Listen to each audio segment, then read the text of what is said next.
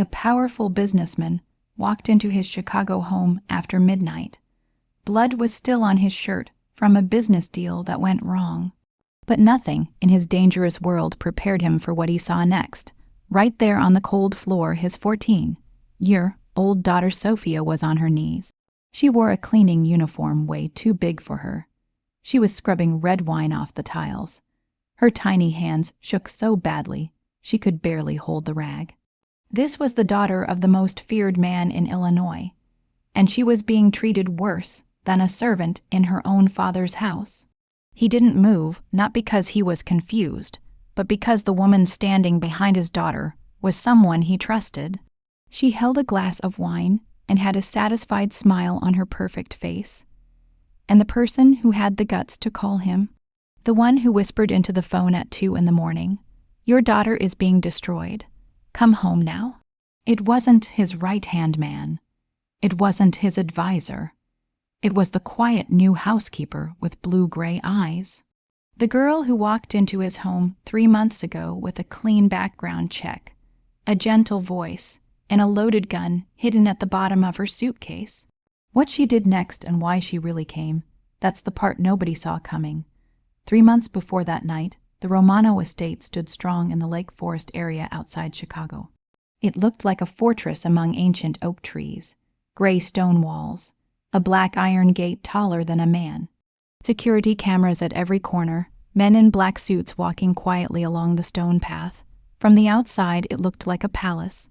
But inside, it felt colder than any house on that street. There was only one thing that brought warmth to the huge house. White lily flowers placed everywhere, on window ledges, on the dining table, on the fireplace, along the hallway leading upstairs. White lilies were Maria's favorite flowers.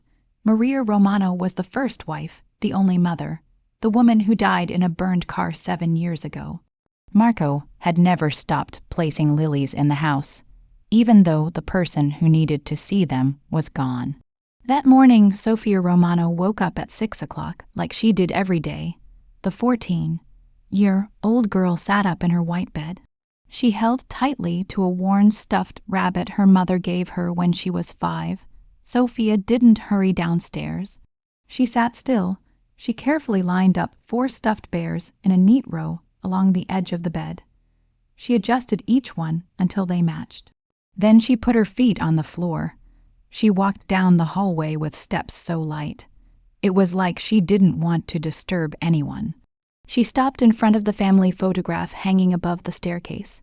In the picture, Marco had his arm around Maria's shoulders. Both were smiling. Sophia, only 5 at the time, sat on her mother's lap with her face pressed into her neck.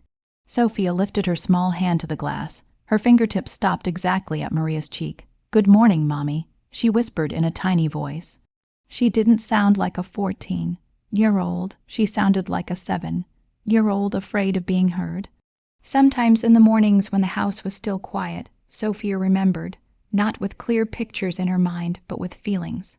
The explosion, so loud that her ears rang. She couldn't even hear herself screaming. Then the smoke.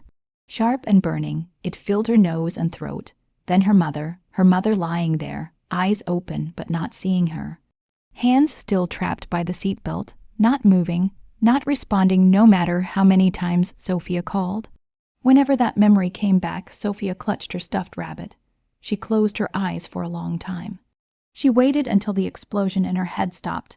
Grace Miller, the nearly 60-year-old housekeeper, gently stepped up. She placed a hand on the girl's shoulder. Grace had been with the Romano family since Maria was alive. "Come on, sweetheart. Breakfast is ready," she said softly. She led Sophia down the stairs. She murmured a familiar prayer. A prayer she repeated every morning since Maria died. Like stopping would mean the child would lose whatever piece of her soul was left. But when they entered the dining room, the air changed. Victoria Lane was already sitting at the head of the table. Her back was straight. Her platinum blonde hair was perfectly smooth. Her dark red nails tapped lightly against the oak table. She looked Sophia up and down. Her eyes stopped on the white silk dress Marco had chosen for his daughter before leaving. "Why is she wearing that?" Victoria asked. Her voice was light but sharp. Grace answered softly. Mr. Romano picked it out for her before he left, ma'am.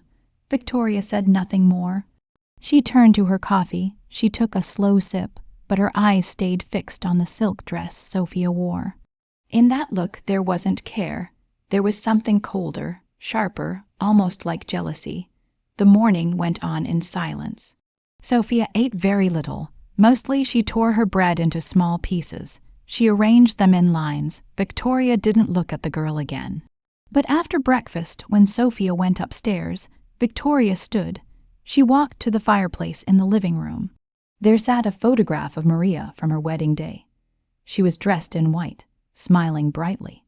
Victoria lifted the frame. She studied it for a few seconds. Then she quietly turned it face down. She slid it into the nearby drawer. No one saw except Grace. She stood in the kitchen doorway. Her hand was clenched around a dishcloth. Victoria wasn't finished. She called the staff together. She pointed to the white lily arrangements throughout the house. "Get rid of these. Replace them with white roses. I'm tired of the smell." That afternoon, when Marco called from New York, his voice was low and tired.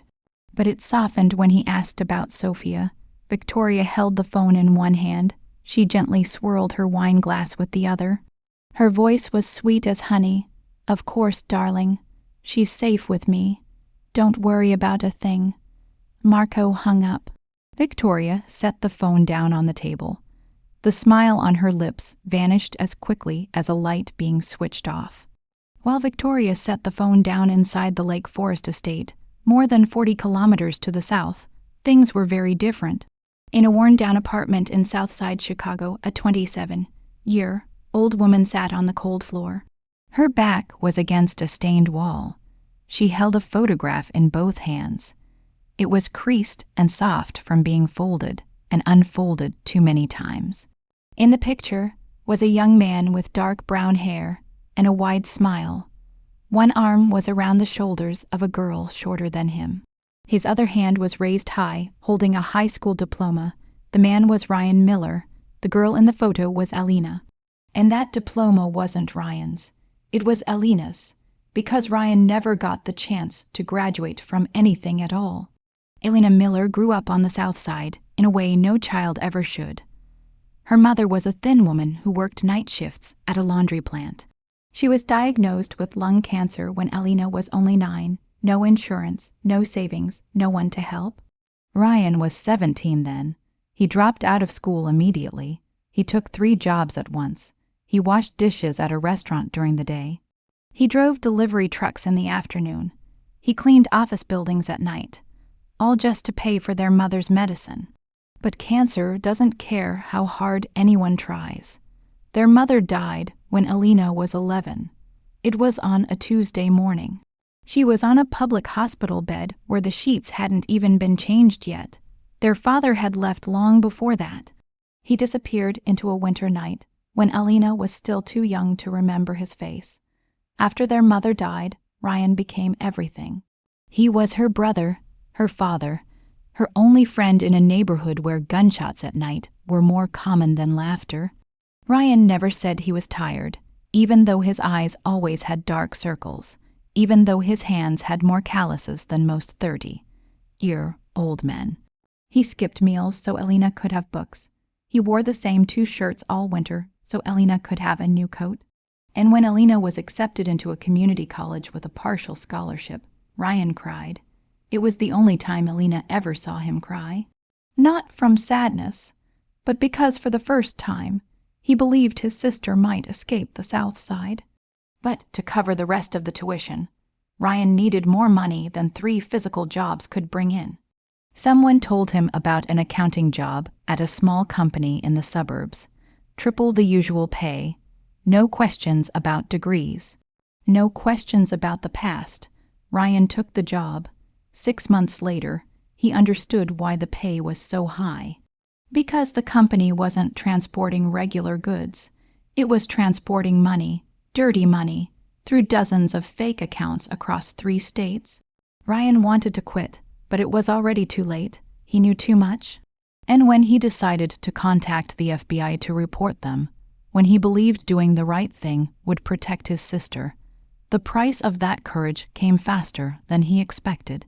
One Thursday night at 11:43, Elena received Ryan's final message, just 2 lines. "If something happens to me, remember the name Romano.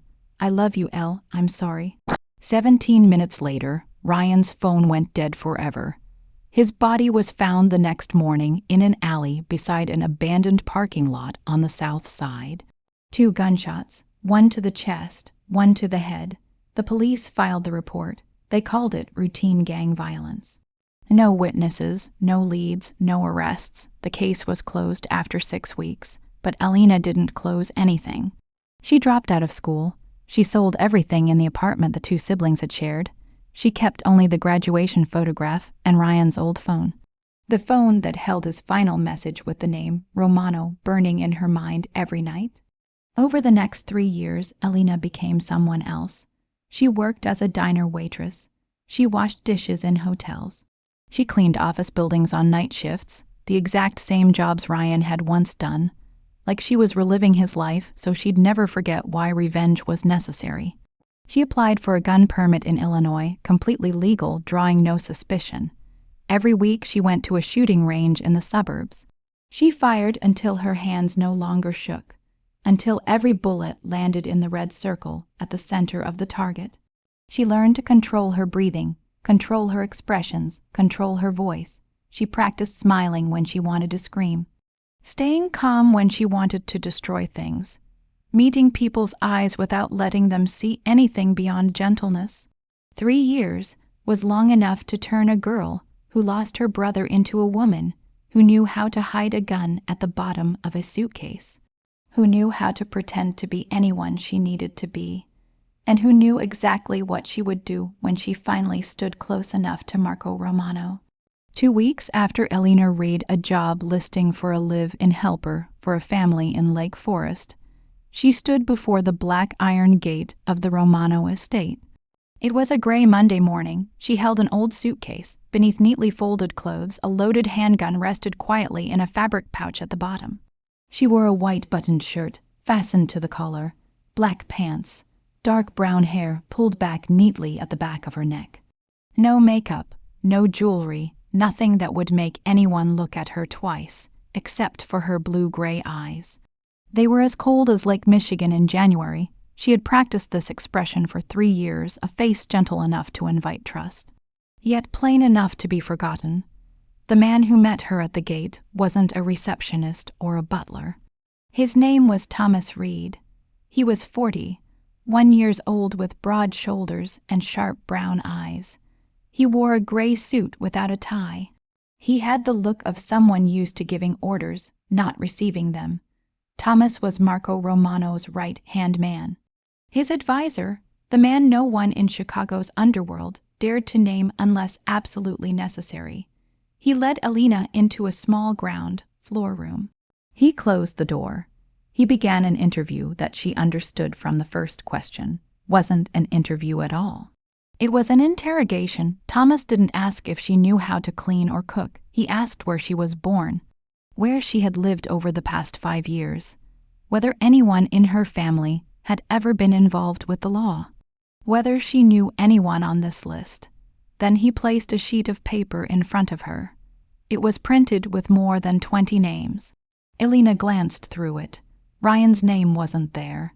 She answered every question in a steady voice, not too fast, not too slow, never hesitating where hesitation might raise suspicion. Thomas requested fingerprints. Elena extended her hand without a flicker of doubt, because she knew her record was clean. She had never been arrested, never had a criminal history, and everything tied to Ryan was buried under the Miller name, a surname so common in Chicago that no one bothered to dig deeper. 3 years of preparation had taught her the most important thing, not how to hit a target, but how to become so ordinary she was invisible. Thomas studied her for a few seconds after the questions ended, the look of a man who had seen too many liars to miss the signs of hidden truths. But Elena met his gaze without blinking, and finally Thomas nodded.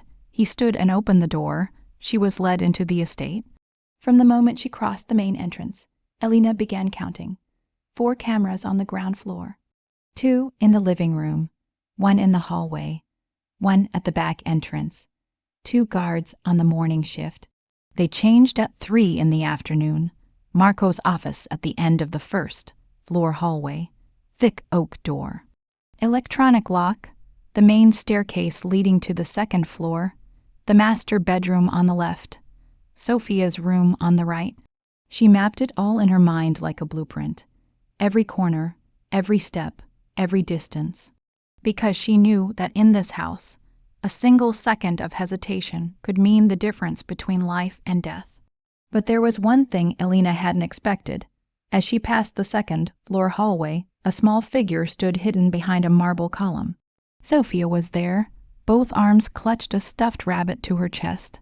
Large brown eyes fixed on Elena with a look she hadn't seen in anyone for 3 years. Not fear, not suspicion, but hope. The small, cautious hope of a child used to being overlooked, yet not entirely done believing someone might stay. Sophia raised one small hand. She gave a gentle wave. Her fingers opened and closed slowly like butterfly wings. Elena didn't wave back. She stood still, feet rooted, eyes locked on the girl, and something sharp and sudden pierced her chest. Something her 3 years of training in emotional control hadn't taught her how to handle. She turned away and kept walking. But the image of that small hand waving in the air followed her all the way down the stairs. 2 days later, Marco Romano returned home. Elena heard him before she saw him, the heavy sound of leather shoes on marble, the guards stiffening, the entire house seeming to hold its breath as the master crossed the threshold.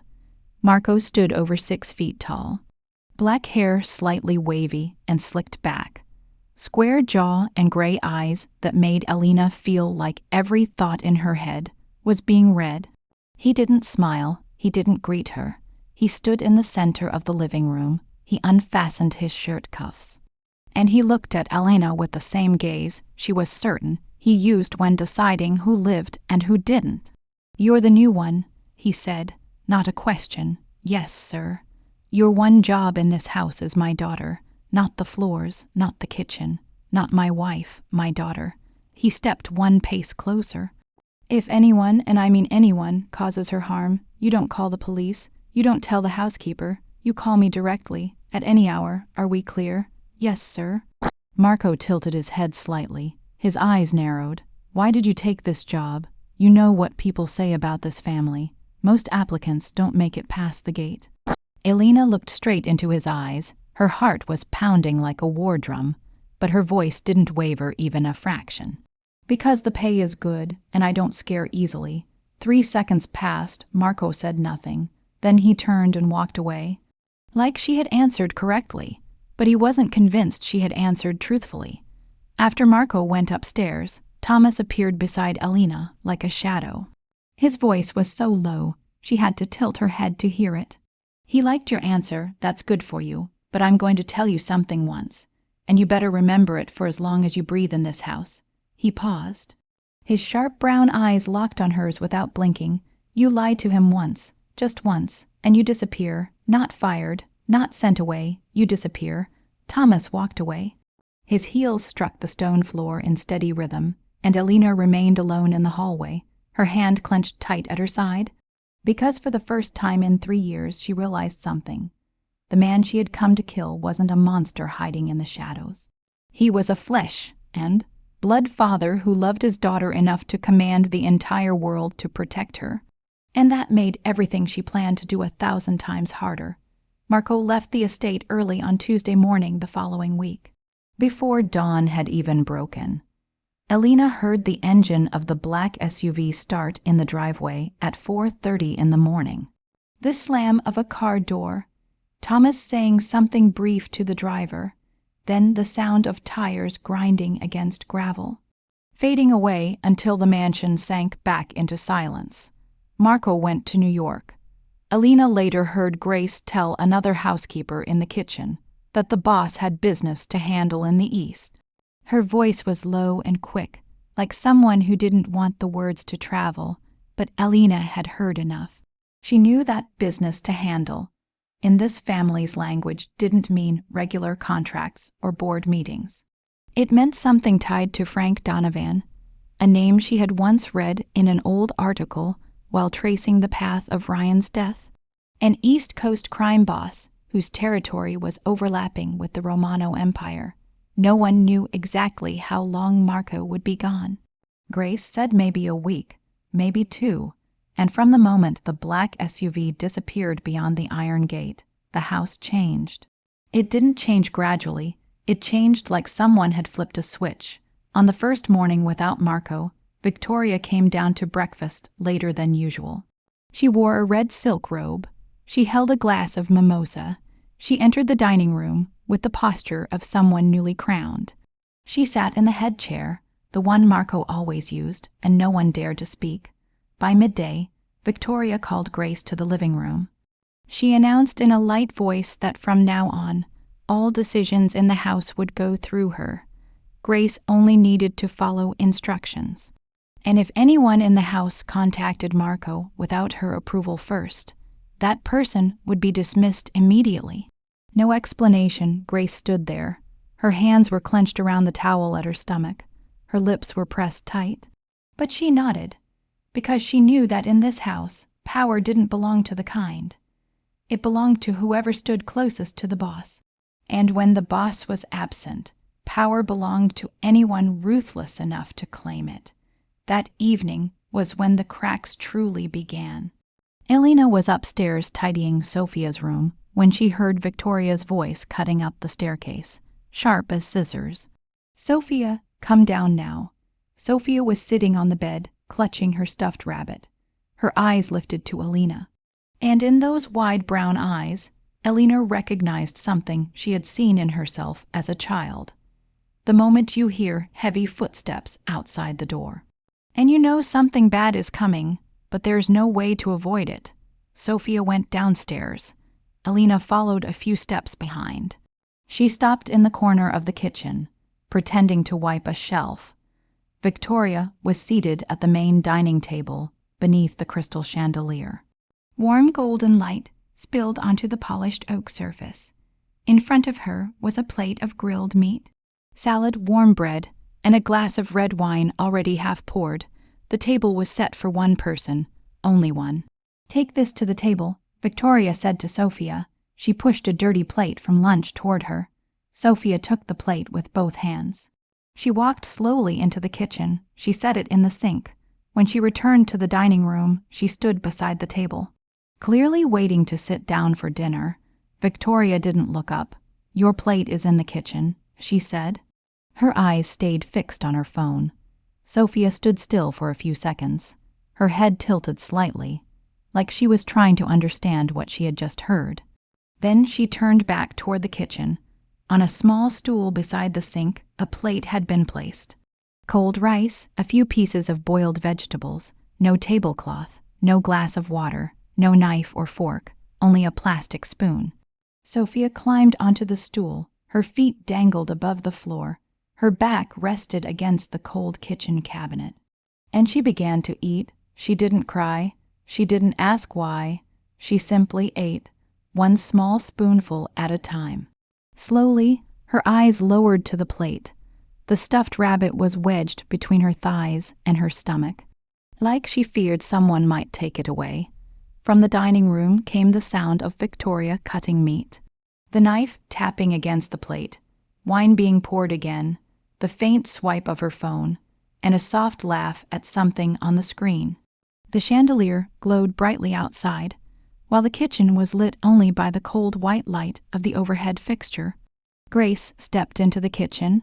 She saw Sophia on the stool, her face drained of color. She turned back toward the dining room. Her voice was trembling, but trying to stay polite. "Ma'am, Sophia usually eats at the table with the family. Mr. Romano always." Victoria looked up.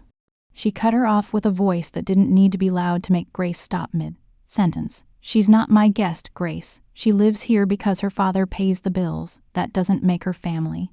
Grace stood there for 2 more seconds. Her mouth opened, then closed. Then she returned to the kitchen. She sat beside Sophia. She quietly poured her a glass of milk. because it was the only thing she could do without losing her job. Elena stood in the corner of the kitchen. The cloth was still in her hand, though she had stopped wiping long ago. She watched Sophia perched on the stool, feet swinging in the air, eating cold rice with a plastic spoon beside the sink, while the girl's father's wife sat fewer than 10 steps away, beneath crystal light, drinking wine, eating hot meat, and smiling at her phone. And Elena understood something. Evil isn't always gunshots in a dark alley, or 2 bullets to the chest and head. Sometimes evil is just a stool by the sink, a plate of cold food, and a light, casual sentence that says, "This child isn't family." It happened on the 4th morning since Marco left. Elena remembered it clearly because the night before had been the first night Sophia hadn't had a nightmare. The child slept through until morning, without waking up screaming for her mother, and when Elena checked the room at 6, Sophia was sitting on the bed, lining up 4 stuffed animals, as she did every day, but her lips were softly humming a tune, without clear words. A small sound Elena had never heard from her before, something close to joy, or at least the shadow of joy. Sophia was wearing the pale blue silk dress Marco had hung in the closet before leaving, the one with a white ribbon at the waist. The girl liked to smooth it over and over with her fingertips. Elena led Sophia downstairs for breakfast. But when they stepped into the first-floor hallway, Victoria was already there. She leaned against the staircase, arms crossed, eyes fixed on Sophia, more precisely on the blue silk dress, and her face carried an expression Elena recognized in less than a second, because she had seen it before on her stepfather, the look of someone who had already decided to do something cruel, and was merely waiting for the right moment to carry it out. "Come with me," Victoria said to Sophia in an even voice. Then she turned and walked toward the laundry room at the end of the first-floor hallway. Sophia looked up at Elena. Asking without words, Elena gave a slight nod, because she had no authority to stop it, and they followed Victoria. The laundry room was small and narrow. The smell of bleach and industrial soap burned the nose. Victoria opened a metal cabinet in the corner. She took out a neatly folded set of clothes, gray coarse fabric, and she tossed it onto the floor right in front of Sophia's feet. A maid's uniform, the same kind worn by the cleaning staff in the house, except this one was clearly adult-sized, at least 2 sizes too large for the thin frame of a 14-year-old girl. Sophia looked down at the clothes on the floor, then up at Victoria. Her large brown eyes widened, not in fear, but in confusion, the pure confusion of a child who doesn't understand why the world is treating her this way. "Did I do something wrong, ma'am?" Sophia asked. Her voice was small, trembling slightly at the end. Victoria looked down at her, and what made Elena shudder wasn't anger on Victoria's face. It was calm. Like what she was about to say was the most obvious thing in the world. "You exist. That's enough." 2 sentences. 6 words, and Elena saw something go out in Sophia's eyes. Not completely, but enough to notice, like a candle blown hard but not put out. Only a fragile flicker clinging to the wick. Victoria pointed at the uniform. "Put it on. You'll wear this from now on, every day, until I say otherwise." Then she turned to Elena. Her tone changed, softer, almost friendly. "Help her change, and make sure she doesn't wrinkle that silk dress. It costs more than your salary." Victoria walked out of the laundry room. Her heels clicked away across the stone floor. Elena knelt and picked up the uniform. The fabric was rough and stiff. It smelled of cheap soap and old wood. She looked at Sophia. Sophia looked back. Her eyes were bright with tears. But she wasn't crying, because she had learned long ago that crying didn't change anything, and perhaps that was the cruelest lesson a 14-year-old should never have to learn. "It's okay," Elena said. Her voice was softer than she intended, because something was stuck in her throat she couldn't control. "Let's just put it on for now, okay?" Sophia nodded. She took off the pale blue silk dress. She carefully folded it. She placed it on the shelf. She smoothed the white ribbon one last time with her fingertips. Then she put on the gray uniform. The sleeves covered her hands. The hem brushed her knees. The collar slipped off one shoulder, and even pulled tight, the belt hung loose around her waist. Sophia looked like a child wearing adult clothes in a dress-up game. But this wasn't a game, and no one was laughing. Elena took Sophia upstairs to get the stuffed rabbit before heading down to breakfast, but when they passed the large mirror in the second-floor hallway, Sophia stopped. She stood there looking at her reflection, the oversized gray uniform, uncombed hair, red eyes. She hugged the stuffed rabbit to her chest. She pressed her cheek to its head, and she whispered so softly Elena had to hold her breath to hear it. "Daddy will come home. He always fixes everything." Elena stood 2 steps behind Sophia.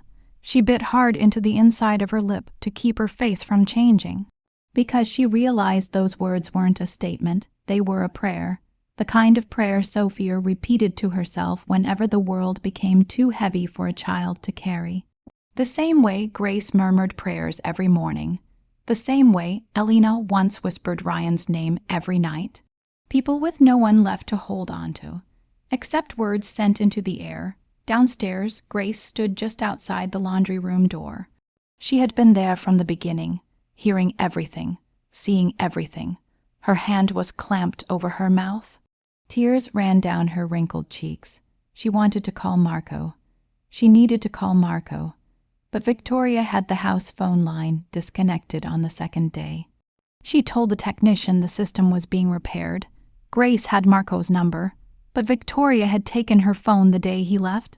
She claimed it was for a security update, to prevent any private reports from reaching him, and Victoria had made it clear.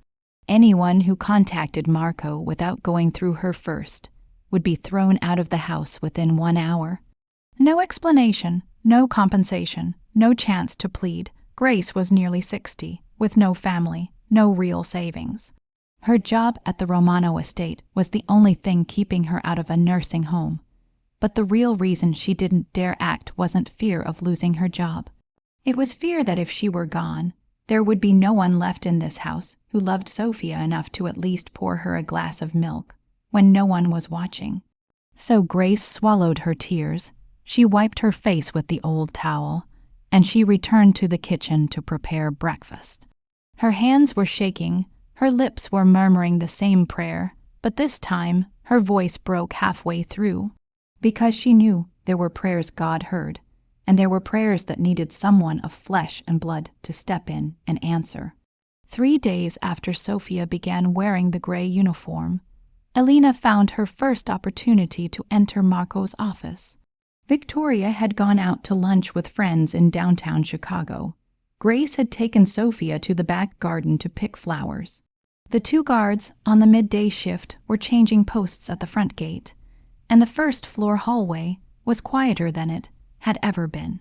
Elena moved along the hallway with the lightest step she could manage. Her eyes flicked to the position of each camera she had memorized since her first day. The first camera in the corner of the living room, angled toward the front door, the second in the middle of the hallway, but with a blind spot tight against the left wall, if she stayed close, the third at the back entrance, facing the garden, not covering the inner hallway. She had calculated this route for 5 days, counting every step, estimating every angle, and now she stood before the thick oak door of Marco's office. Her hand rested on the handle. Her heart was beating fast, but her breathing was steady, because this was why she was here. This was why she had endured everything.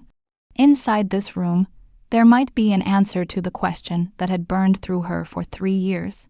Why Ryan had to die. The handle was cold under her palm. She had just begun to turn it when a sharp voice cracked down from upstairs. Clean and cutting, like a whip through air, faster, you're slower than the actual help. Victoria's voice. Elena let go of the handle, not because she feared being discovered, but because following that command came another sound. Smaller, shorter, a sound Elena recognized instantly, even though she had tried to forget it for 20 years. The sound of breath being forced from a chest when someone is struck or kicked in the back. Elena went up the stairs quickly, but without running, because running would make noise, and she didn't want Victoria to know anyone was coming. She stopped at the head of the second-floor hallway, pressed into the corner of the wall, and she saw it. Sophia was kneeling on the marble floor, both hands gripping a damp cleaning rag. In front of her, a spill someone had knocked over. Maybe a glass of water, maybe a vase. Elena didn't know, and it didn't matter. The oversized gray uniform was wrinkled and bunched around the girl's small body. The sleeves rolled up, but constantly sliding back down over her hands, and Sophia kept using her wrists to shove the fabric up. Then wiping, shoving it up again, then wiping, the motion repeating like a machine. Victoria stood directly behind her, hands on her hips, one foot slightly raised, and right before Elena's eyes, she nudged the pointed toe of her high heel into the center of Sophia's back. Not hard, not enough to knock her over, but enough to pitch Sophia forward. Her hand slapped onto the wet floor, and enough for Elena to hear the breath burst from that small chest, a sound no child should ever make. And the world around Elena disappeared. The hallway vanished, the mansion vanished, Victoria vanished. In their place was a cramped kitchen in a South Side apartment 20 years earlier, peeling floor tiles, flickering light, and a 7-year-old girl curled into the corner while the man her mother called the new boyfriend raised his hand. Elena at 7 didn't remember his face, only his hands, large, rough, fast. The first blow landed on her shoulder, the second on the side of her head, and that 7-year-old girl didn't scream, because she had learned that screaming only made him hit harder. Then there were footsteps, heavy and urgent, and Ryan rushed in, 15 years old, all bone and angles. Not even reaching the man's shoulder, but Ryan threw himself between them, arms spread, standing in front of his sister and the drunk man. The man shoved Ryan into the wall. Elena heard the crack, dry and sharp, like a dead branch snapping. Ryan's left arm broke. He slid down the wall, his face white with pain, but he didn't run. He didn't move away. He stayed there, shielding Elena, his right arm pulling her behind him. And he told the man in a shaking voice that still didn't retreat, that he'd have to go through him first. Ryan at 15 with a broken arm had protected her. Ryan at 30, with 2 bullets in his chest and head. Protected by no one, Elena came back to the present, the second-floor hallway, the Romano estate. Sophia was still kneeling on the floor, wiping the spill, her hands shaking, and Victoria was gone, the sound of her heels clicking away toward the master bedroom. Elena stayed pressed against the wall. She realized her fists were clenched so tightly her knuckles were white, her nails biting into her palms hard enough to leave marks. Her whole body trembled, not with fear, but with something more violent than fear, boiling in her chest, something her 3 years of practice at the shooting range and in front of mirrors had never prepared her to face. Because paper targets don't kneel on the floor, paper targets don't have wide brown eyes, paper targets don't whisper to stuffed rabbits that Daddy will come home and fix everything. Elena bit the inside of her lip until she tasted blood. She didn't step out. She didn't say a word. She turned away, went back down the stairs, into the first-floor bathroom. She locked the door, and she turned on the tap full force so no one would hear her ragged breathing through the door. She had come here to get revenge for Ryan. She hadn't come to save anyone. She didn't know the child. She didn't owe the child anything. She told herself that once, twice, 3 times, 4 times, but every time she closed her eyes, she didn't see Ryan. She saw Sophia kneeling on the floor, sleeves slipping over her hands, wiping and wiping a spill no one should ever make her clean. And Elena knew that no matter how many thousand times she repeated it to herself, that image was already carved into her, deep and sharp, like Ryan's final message, like the crack of a breaking arm, like all the things that once seen can never be unseen. It began with a flower. The morning after Elena witnessed what happened in the second-floor hallway, she went down to the kitchen earlier than usual. Dark circles were under her eyes from a sleepless night. Her head was still filled with the image of Sophia kneeling on the floor, and the sound of a high heel touching the girl's back. Elena poured herself coffee. She sat in the chair by the kitchen window, looking out at the back garden. She forced herself to return to the original plan, the office, the files, the evidence. Romano, Ryan. When she heard small footsteps on the tiled floor behind her, She turned. Sophia stood there, the gray uniform still hanging loose on her small frame, hair uncombed, eyes heavy with sleep. But both hands were hidden behind her back, and on her lips was a smile Alina had never seen before. Small and cautious, like testing whether it was safe to smile at all. "For you," Sophia said. Then she brought her hands forward. A white daisy, the stem slightly bent, petals still dusted with garden soil, clearly pulled from the ground rather than cut. Alina didn't know when Sophia had gone outside, perhaps before the sun was fully up, perhaps without shoes. Because the cuffs of her pants were damp with dew, and her feet looked cold when Alina glanced down. Alina took the flower, and she didn't know what to say, because in 3 years, no one had given her anything. No one had looked at her with that expression, the look of someone hoping for a good reaction, without being sure they deserved one. "Thank you, Sophia," Alina said.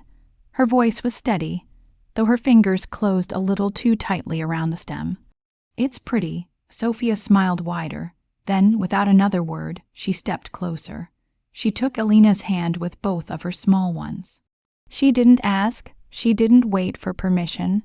She just held on, like it was the most natural thing in the world. And from that moment on, Sophia didn't let go of Alina's hand again. Every morning when Alina cleaned rooms, Sophia followed. She sat on the corner of the bed, clutching her stuffed rabbit, watching Alina work, and talking about the things she saw in the garden. The brown squirrel in the oak tree, the red rose blooming by the fence, the yellow butterfly that had landed on the kitchen windowsill the day before.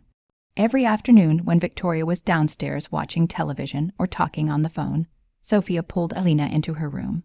She took an old watercolor set from the drawer, and the two of them sat on the floor and painted. Sophia painted flowers, only flowers, each one with 7 petals, because she liked the number 7, and she colored carefully, her tongue peeking out when she concentrated.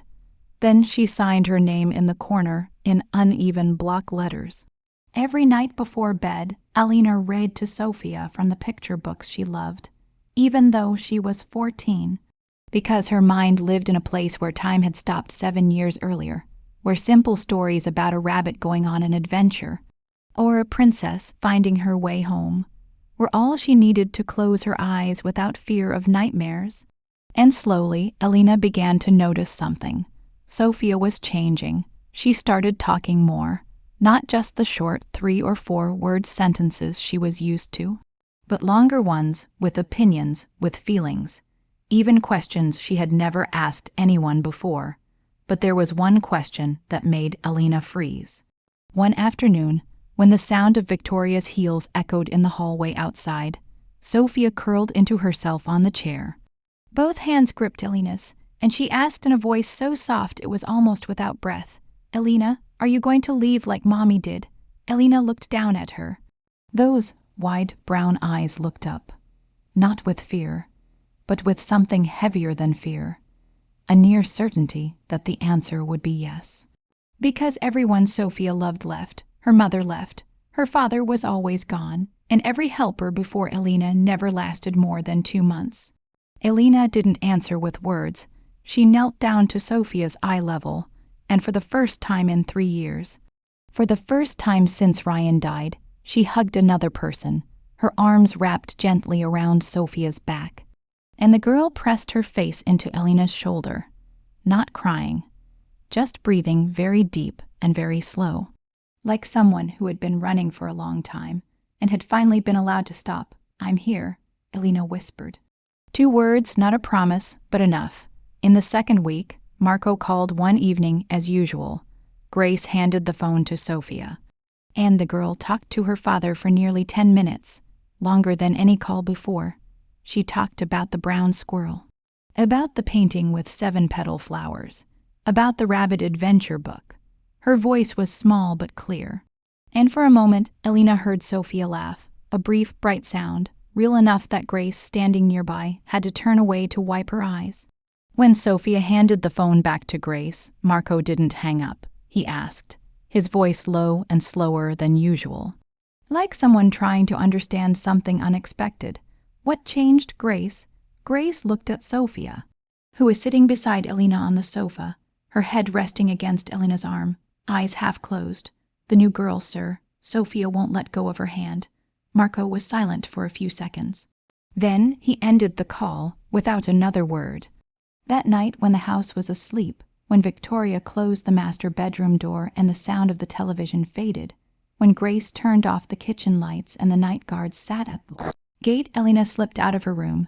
She moved barefoot across the cold marble floor, staying close to the walls to avoid the cameras, as she had practiced, and this time she reached the thick oak door of Marco's office.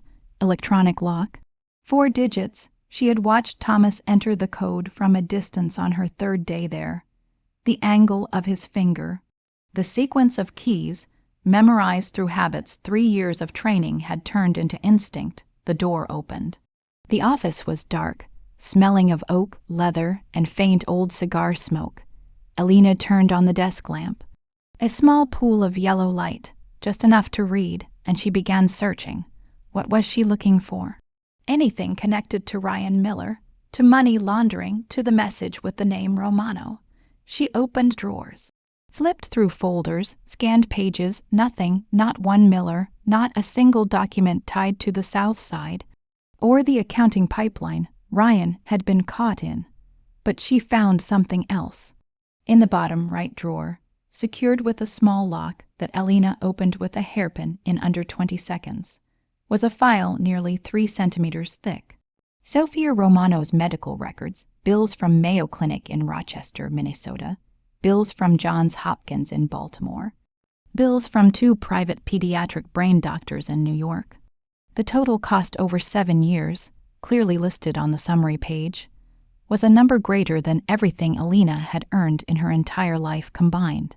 Marco had taken his daughter to every best doctor in America, had tried every method, every treatment, every smallest hope, and still there was no result strong enough to pull Sophia out of the place her mind had hidden since the night of the bombing.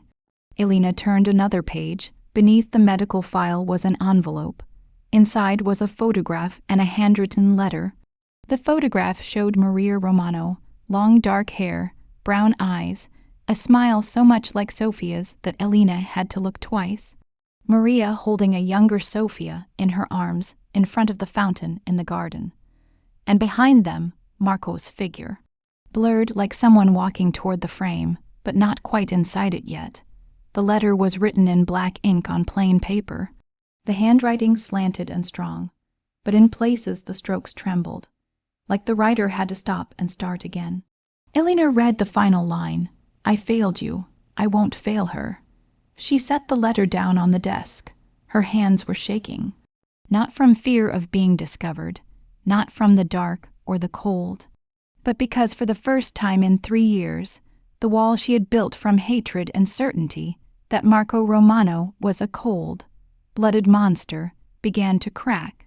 And through that crack she saw something she didn't want to see, a father who loved his daughter enough to write to the dead and promise he wouldn't fail again. And Elena didn't know what to do with what she had just seen, because her plan for revenge had no place for a crime boss who knew how to cry. Victoria began planning the party 3 days before it happened, and Elena realized it because she saw Victoria on the phone nonstop all morning, her voice shifting into that sugary artificial tone she only used with outsiders, laughing more than usual, addressing unfamiliar names with fake closeness, and ordering fresh flowers, wine, and imported cheeses from 3 different shops to be delivered to the estate by private drivers. Grace was told to clean the large living room, polish the crystal glasses Marco only used for important guests, and prepare white tablecloths and gold-rimmed plates. "It's a wine-tasting evening," Victoria told Grace in a commanding voice. Without looking up from her phone, for friends from the Lake Forest Country Club, 8 people, 7 o'clock Saturday evening, and everything has to be perfect. Grace nodded. But as she turned away, she glanced at Elena with a look.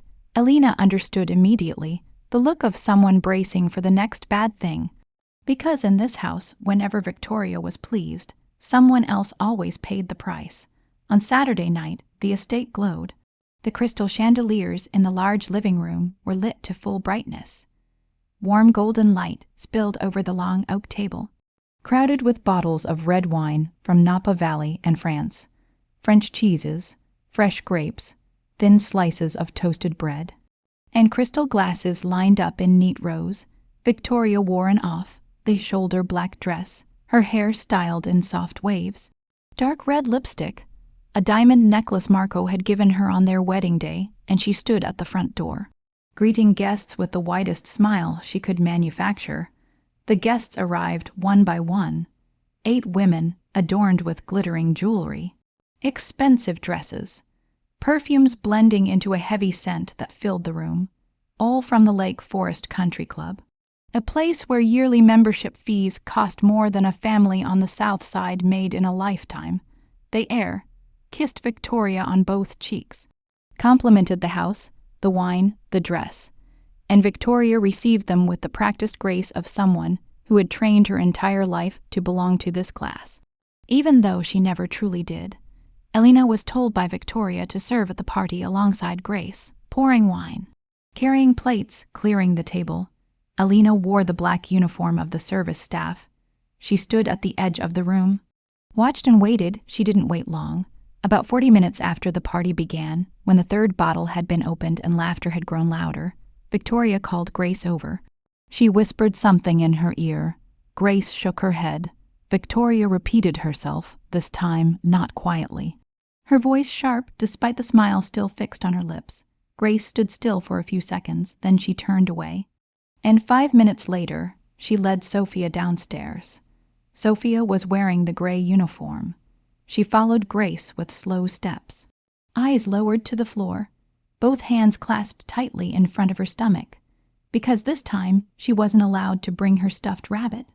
Elena stood at the edge of the room, and when she saw Sophia cross the threshold of the large living room, she had to bite the inside of her cheek to keep her face from changing. Victoria pointed to a wine tray on the side table. "Sophia, take the tray and offer wine to our guests." Carefully, Sophia looked at the silver tray.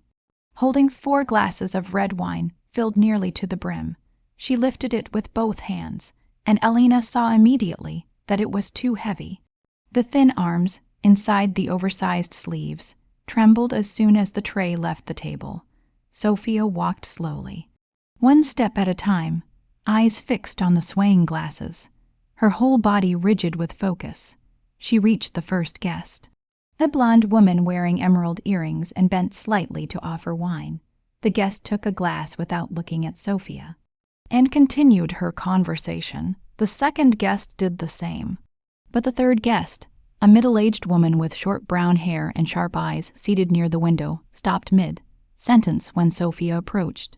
She looked the girl up and down, the gray uniform, the shaking hands, the bowed head. Then she lifted her gaze to Victoria. "Victoria, isn't that Marco's daughter?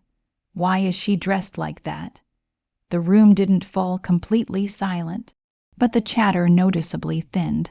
Several pairs of eyes turned toward Sophia. Victoria stood beside the wine table, one hand holding a glass, the other resting on the wood, and she smiled, a light, effortless smile, like she'd just heard a harmless joke only she found amusing. "Oh, Margaret, you know how it is." Victoria swirled her wine slowly.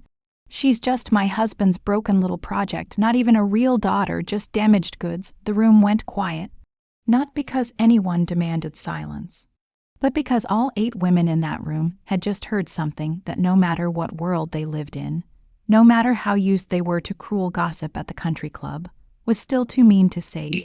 In front of a child, 3 seconds, Elena counted in her head. 3 seconds of complete silence, no clinking glasses, no laughter, no whispers.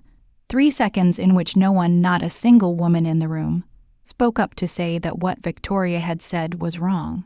Margaret, the one who had asked, looked down at her wine and took a long drink, like the alcohol could wash away what she had just heard.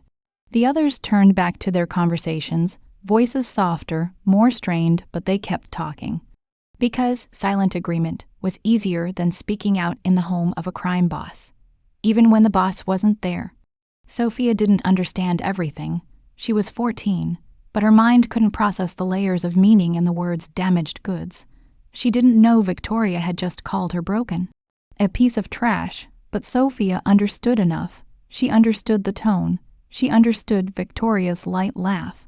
She understood the way the entire room fell silent and then looked away, like she didn't exist, and she understood that she had just been talked about, spoken badly of, turned into a show among strangers she had never met. Sophia lowered her head, her eyes began to water. But she didn't cry.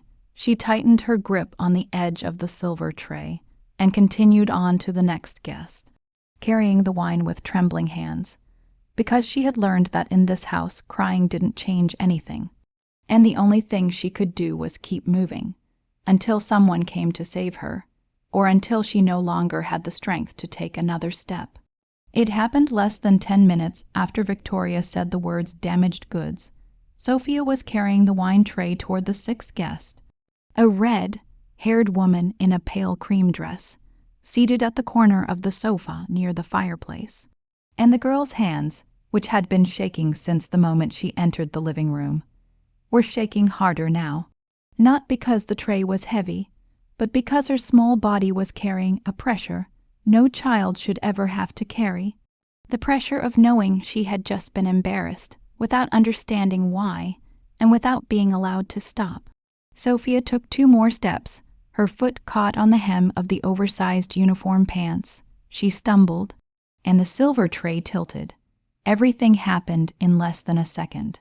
4 glasses of red wine slid off the tray. Wine arced through the air in dark red streaks and came crashing down. 2 glasses shattered on the marble floor. Wine splashed onto the pale cream dress of the red-haired guest, spreading into a large red stain across her lap, looking like someone had just driven a knife into the fabric. The guest screamed. She jumped to her feet, both hands shaking her dress, eyes wide as she stared at the spreading stain. "Oh my God, this is Valentino. This is a $4,000 dress." The living room erupted. 2 women rushed over to blot the dress with damp napkins. Another reached for her phone, like she was going to call someone. But all that noise, the screams, the breaking glass, the sound of wine spilling across stone, was nothing compared to what came next. The slap, sharp, clean, echoing through the vast living room beneath the high ceiling. Victoria had reached Sophia faster than anyone else could react, and her right hand came down hard across the girl's left cheek. Sophia's head snapped to the side. She did not fall, because Victoria's other hand had already grabbed the collar of the gray uniform, holding her upright, pulling her face close, and speaking through clenched teeth, in a low voice, loud enough for the entire room to hear. "You clumsy little thing, look what you've done." Then Victoria released her. Sophia dropped to her knees on the floor, right into the puddle of red wine and broken glass, and began to wipe. Her hands took the rag Grace had hurriedly handed her, and she wiped, slowly, trembling, her face lowered close to the floor, her left cheek blazing red with the mark of 5 fingers. Sophia did not cry out. She did not scream. She did not call for anyone. She only shook. Her whole body shook, from her shoulders down her arms to the fingers scrubbing the marble, shaking steadily without stopping, like a small machine running on its last charge, but still forcing itself to move. And in that grand living room, under glittering crystal lights, among 8 wealthy women in dresses worth thousands of dollars, no one knelt beside her. No one said enough. No one lifted a phone to call the police. The red-haired guest was still dabbing at her dress. Margaret looked away. The others either stared into their wine glasses or exchanged uneasy glances. Discomfort that never quite gathered enough courage to become action. Elena stood at the edge of the room, a wine bottle in her hand, and she did not breathe, not because she forgot, but because her body refused every function except one. To see, she saw Sophia kneeling on the floor, wiping wine with shaking hands, her cheek marked by a slap. The gray uniform soaked red at the knees, and she saw Victoria return to her place, take a sip from her own glass, Then say to the red-haired guest in a calm voice, "I'm so sorry about that, Patricia. I'll have the dress dry cleaned for you. Kids, you know how they are." And Alina shook. Not with fear, with rage, a rage that began low in her belly, surged up through her chest, her throat. Her head, hot and thick and boiling over. The rage she had tried to cage for weeks, since the night she saw Victoria kick Sophia's back. Now exploding beyond control. Her grip tightened around the neck of the bottle until her knuckles went white. And for one moment, just one moment, she imagined stepping forward, smashing the bottle down on the table, and pulling Sophia off the floor, but she did not, because reason, the cold, disciplined reason 3 years of preparation had built, dragged her back. Alina knew. She knew better than most people in that room that what Victoria was doing to Sophia was child abuse under Illinois state law. That slapping a 14-year-old child, especially a child with brain damage, in front of witnesses, was enough to call Child Protective Services. Enough to open an investigation, enough for Victoria to be charged, but Alina also knew what the country club guests did not. This was Marco Romano's house. Calling Child Protective Services meant dragging social workers into the home of a crime boss. It meant police would follow, it meant files would be opened, questions asked, identities uncovered. Including the identity of a maid named Elena Miller, sister of Ryan Miller, the woman hiding a loaded gun at the bottom of a suitcase upstairs. And even if she accepted the risk of being exposed, the outcome would not be Sophia saved. The outcome would be Sophia sent into the foster care system, torn from the only home she knew, handed to strangers who would not understand why she lined up her toys every morning, why she spoke to her mother's photograph, why she clutched her stuffed rabbit like it was life itself. Alina looked at Sophia on the floor. She looked at the phone in her pocket, and she understood there was only one choice. Not the law, not the police, not the system, but the man who had said to her on her first day, "If anyone causes her harm, you call me directly at any hour." Marco Romano. The man she had come here to kill. The party ended about an hour later. Guests left sooner than expected. Smiles strained, farewells hollow, no one mentioning what had happened, like silence could erase it. Victoria closed the door, poured herself another glass of wine, and went upstairs. Grace cleaned the living room. Hands shaking, eyes red, lips murmuring the same familiar prayer. Alina looked for Sophia. She was not in her room. Not in the kitchen, not in her bed. Alina went out to the back garden, where moonlight lay softly across the grass, and the fountain whispered in the night. Sophia sat on the stone edge of the fountain, legs dangling, both arms wrapped around her stuffed rabbit pressed to her chest. Her left cheek was still swollen and red. Tears fell without sound, sliding down her chin and dripping onto the rabbit's head, darkening the worn velvet fabric. Alina sat beside her. She did not speak. She simply sat. Then she took a handkerchief from her pocket and gently wiped the tears from Sophia's face, careful to avoid the swelling, and Sophia leaned her head into Alina's hand. Like a small cat seeking warmth, "Alina," Sophia said, her voice breaking, so soft it was almost swallowed by the sound of water. "Why does she hate me?" I tried to be good. Alina could not answer, not because there was no answer, but because there was no answer gentle enough to explain to a child that some people hate you, not for anything you've done, but because you exist where they do not want you to exist. Alina only held Sophia tighter, and in her mind the decision formed, clear and sharp and final. Tonight she would call Marco. As they stood and walked back inside, Alina followed Sophia through the first floor hallway. And at the corner of the ceiling, just above the living room doorway, she noticed it for the first time, though it had been there since the day she arrived. A small black security camera, nearly blending into the dark corner, but with something she had never paid attention to before. A tiny red light blinking steadily,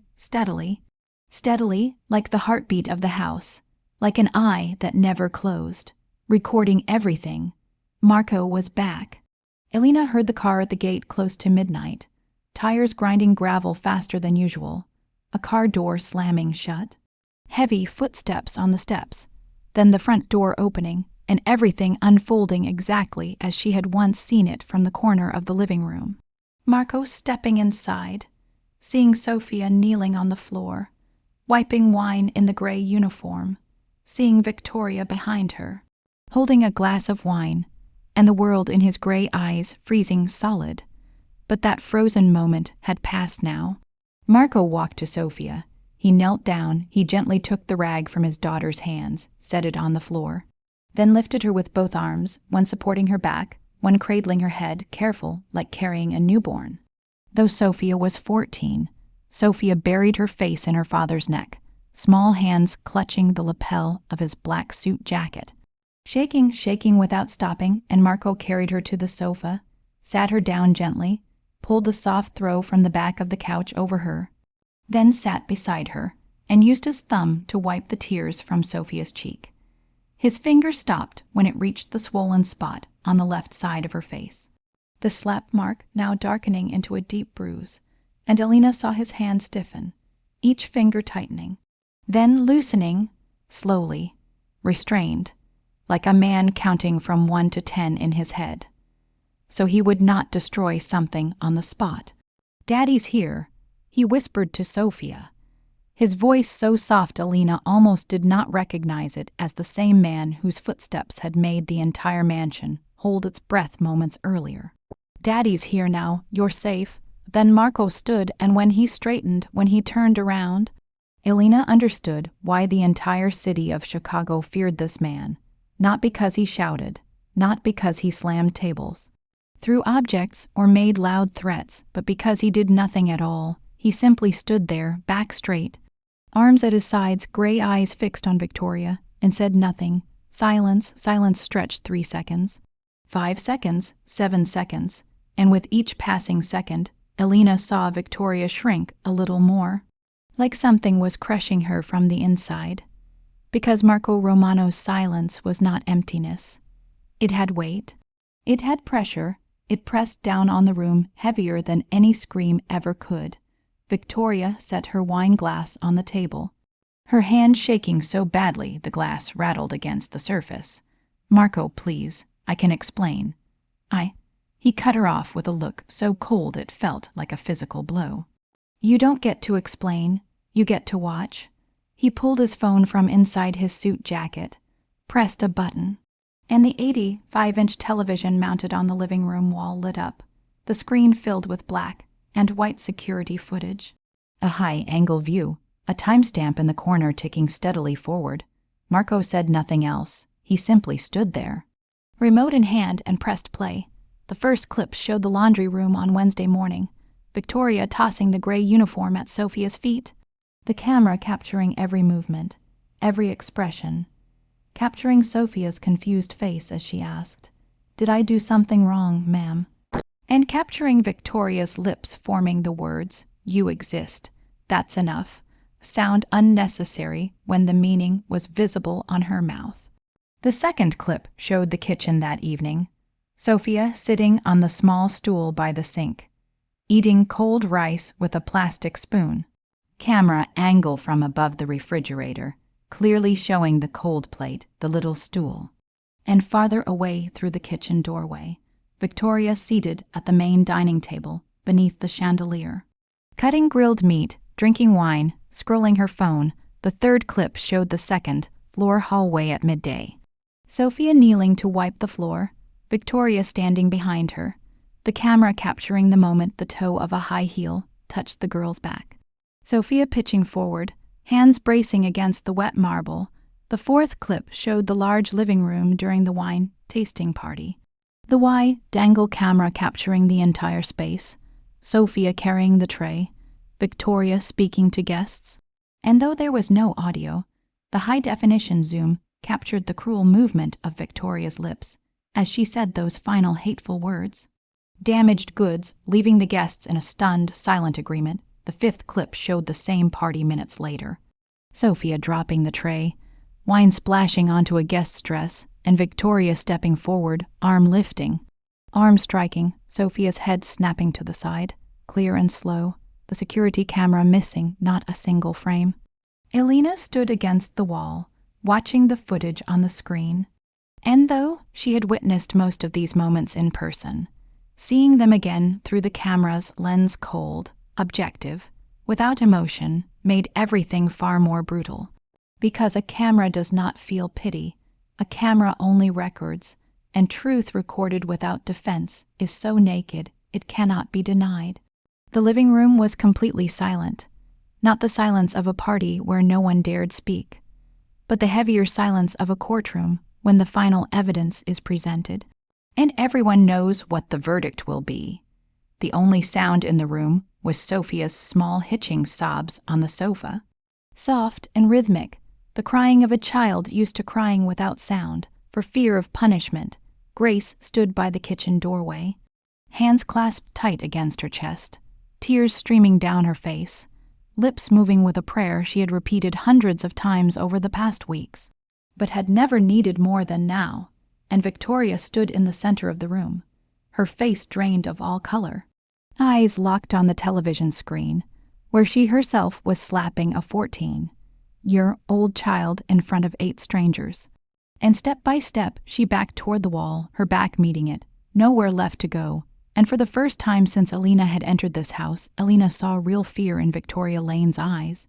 Not fear of losing money, not fear of losing status, but fear of the man standing in the middle of the living room with his back to her.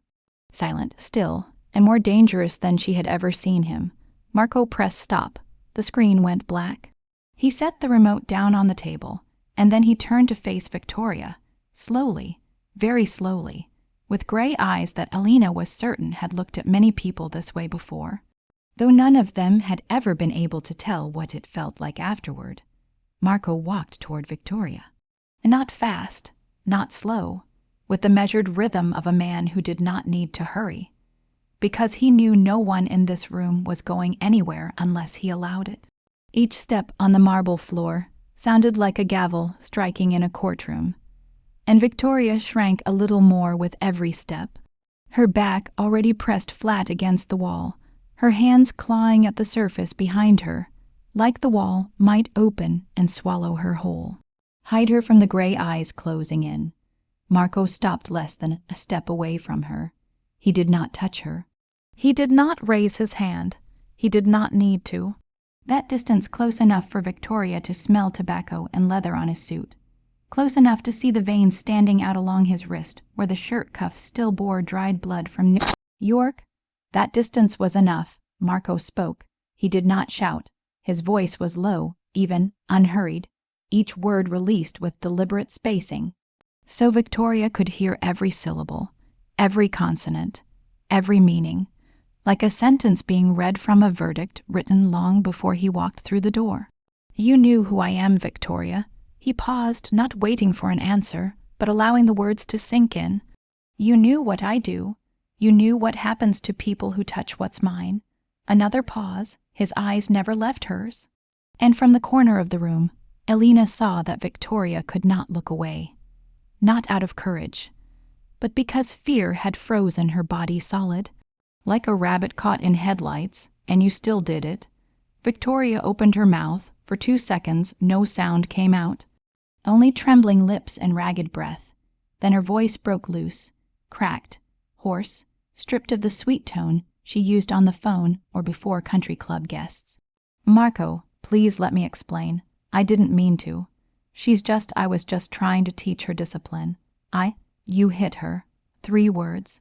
Marco did not raise his voice. He did not need to. The words cut her off cleaner than any scream, and Victoria went silent, like someone had pulled the plug.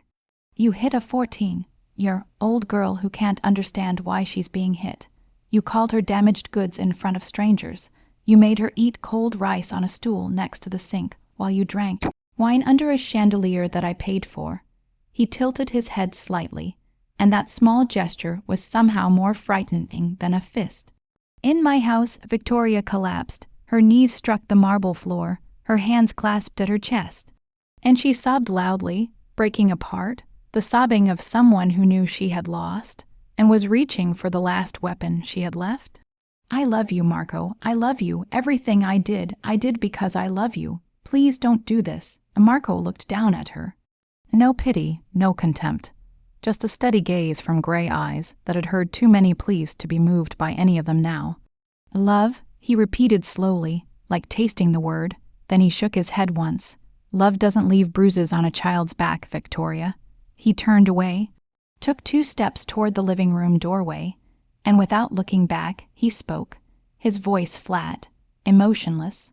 Commanding, Thomas, the living room door opened. Thomas Reed stepped in, gray suit, expression blank. Waiting because he had been outside since Marco arrived, and he knew exactly what came next. This was not the first time he had seen Marco deliver a sentence. "Take her out of my house," Marco said without turning around. "Tonight." Victoria screamed from the floor. "No, no, you can't do this. I'm your wife, I have rights. You can't just throw me out in the middle of the night like I'm nothing." Marco turned back. This time he looked at her, and on his lips was something close to a smile, but not a smile, colder. Sharper, and Elena recognized it as the face of a man who had prepared for this moment long ago. "You signed a prenup, Victoria. You knew you would. Every woman who marries into this family does." He slipped his hands into his pockets, stood tall, his voice shifting into a tone Elena had only heard in courtroom dramas, but far more terrifying coming from a crime boss. "Every bank account in your name I opened. Every credit card in your wallet I authorized. The car you drive, the clothes you wear, the jewelry around your neck, all mine. As of this moment, every account is frozen. Every card is canceled.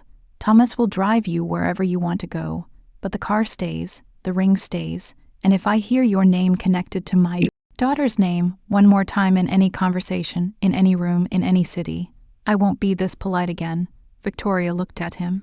Tears still streamed down her face, but behind them Elena saw calculation, weighing whether there was resistance left, whether anyone would stand with her, and the answer settled clearly when Victoria looked around the room. Saw Grace turning away, saw Elena standing silent against the wall, saw Thomas waiting by the door, and realized there was no one, not a single person in this house who would speak on her behalf. Victoria stood slowly. She wiped her tears with the back of her hand, smearing black mascara across her cheek. She removed the diamond ring from her finger and placed it on the table beside the half-finished glass of wine, and the sound of metal touching wood rang out in the silent room like a final period. Thomas led Victoria upstairs. 15 minutes later, she came back down, dragging a suitcase she had bought with Marco's credit card, containing only clothes and a few personal items Thomas had allowed her to take. She crossed the hallway, heels clicking on marble, and that was the last time that sound echoed through the Romano mansion. As she passed the living room, Marco was seated on the sofa beside Sophia, his back to the hallway, one hand stroking his daughter's hair, and he did not turn around. He did not look back. He did not say goodbye. That silence was the final sentence, heavier than any words, because it meant that to Marco Romano, Victoria Lane no longer existed. At the front door, Victoria paused. She turned for one last look at the mansion, hallway lights washing over a face streaked with mascara. And in her eyes, Elena saw many things: anger, embarrassment, regret, but most of all, relief. A strange relief belonging to someone who had just walked out of a crime boss's house. Still breathing, still on her feet, still alive, because Victoria knew better than anyone that many people had betrayed Marco Romano before her. And not all of them had been allowed to roll a suitcase out the front door. Thomas opened the car door. Victoria got in, the door closed, red tail lights flared in the night, then faded, then vanished beyond the black iron gate. And the Romano mansion fell silent again, quieter than ever, but this time it was a different kind of silence. Not the silence of fear, but the silence after a storm, when everything that needed to be destroyed has been destroyed, and only what is strong enough to stand remains. The tail lights of the car carrying Victoria disappeared beyond the iron gate, and the mansion sank into a silence Elena had never heard since the day she arrived. Not the silence of midnight when everyone is asleep. Not the silence of early morning before anyone wakes, but the silence of a house that has just shed something heavy, like a sick person letting out one last breath, and the room holding that air for a few seconds longer before anyone dares to move. Marco sat on the sofa beside Sofia, his back slightly bent, his hands resting on his thighs, looking down at his daughter curled beneath the soft throw. Sofia was not asleep. Her eyes were open, red, fixed on her father with the look Elena had seen many times over the past weeks. But never this clearly. The look of a child who wants to believe everything will be all right, but has been betrayed too many times to believe completely. Marco lifted a hand and stroked his daughter's hair, slow and gentle, the large, rough fingers of a man used to holding things far heavier than a strand of hair, moving across Sofia's head with a care Elena had never seen him give anything else in the world. Then he slid off the sofa. Both knees met the cold marble floor. Marco Romano, the man whose name the entire city of Chicago knew and feared. The man Thomas Reed called boss. The man the FBI kept thick files on without ever having enough to charge him. The man East Coast rival Frank Donovan considered his greatest threat. That man knelt on the floor of his own house, eye level with his daughter, and cried, not loudly, not like Victoria had cried in the same spot 10 minutes earlier. The calculated sobbing meant to draw pity. Marco cried in silence. Tears fell from gray eyes that minutes before had been cold as steel, sliding down his cheeks to his jaw and dripping onto the floor, and he did not wipe them away, did not hide them, did not turn his face aside, because perhaps he had hidden too much over the past 7 years, and tonight he had no strength left to hide anything more. "I'm sorry, baby," he said, his voice breaking in the middle of the word sorry, breaking not from weakness, but from pain too large for any voice to hold. "Daddy should have been here. I should have never left." Sofia looked at her father. She slipped one small hand from beneath the blanket and touched his face, her fingertips brushing the tears on his cheek, and her face, 14 years old yet carrying the expression of a 7-year-old child, crumpled, not in fear, but in confusion, because she had never seen her father cry, and the strangeness of it made her forget her own pain for a moment. Then Sofia sat up, pushed the blanket aside, and wrapped her arms around her father's neck. Thin arms in the oversized gray uniform sleeves closed around Marco's neck as she pressed her face into his shoulder, and spoke, her voice shaking, choked, but each word clear. "Don't leave again. Please, I'll be good. I promise I'll be good. I won't break anything. I won't make a mess. I'll be good, Daddy, please." And Elena, standing in the dark hallway beyond the living room, had to cover her mouth to keep from making a sound, because that sentence, that "I'll be good," it tore her apart from the inside, because it meant Sofia believed everything that had happened.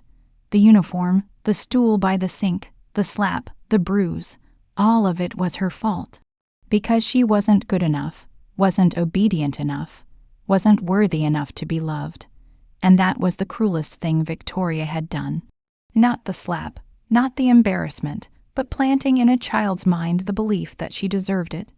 Marco pulled his daughter tight against his chest, one arm around her back, one hand cradling her head, and his voice broke completely. Nothing left to hold together. "You've always been good, Sofia. You've always been perfect. You hear me? None of this was your fault. Not a single second of it." He kissed the top of her head, then her forehead, then her cheek, avoiding the bruise, and each kiss was an apology he could not find enough words to say. Father and daughter sat on the floor holding each other beneath the chandelier, where hours earlier Victoria had sat drinking wine and calling Sofia damaged goods. And Elena watched them from the hallway shadows and thought that no one in Southside, no one in the Chicago underworld, no one in the world would believe this image if she told it. A crime boss kneeling on the floor crying as he held his daughter, because the world only knew Marco Romano as a cold-blooded killer. But the world did not know that that killer had a daughter he loved more than his own life.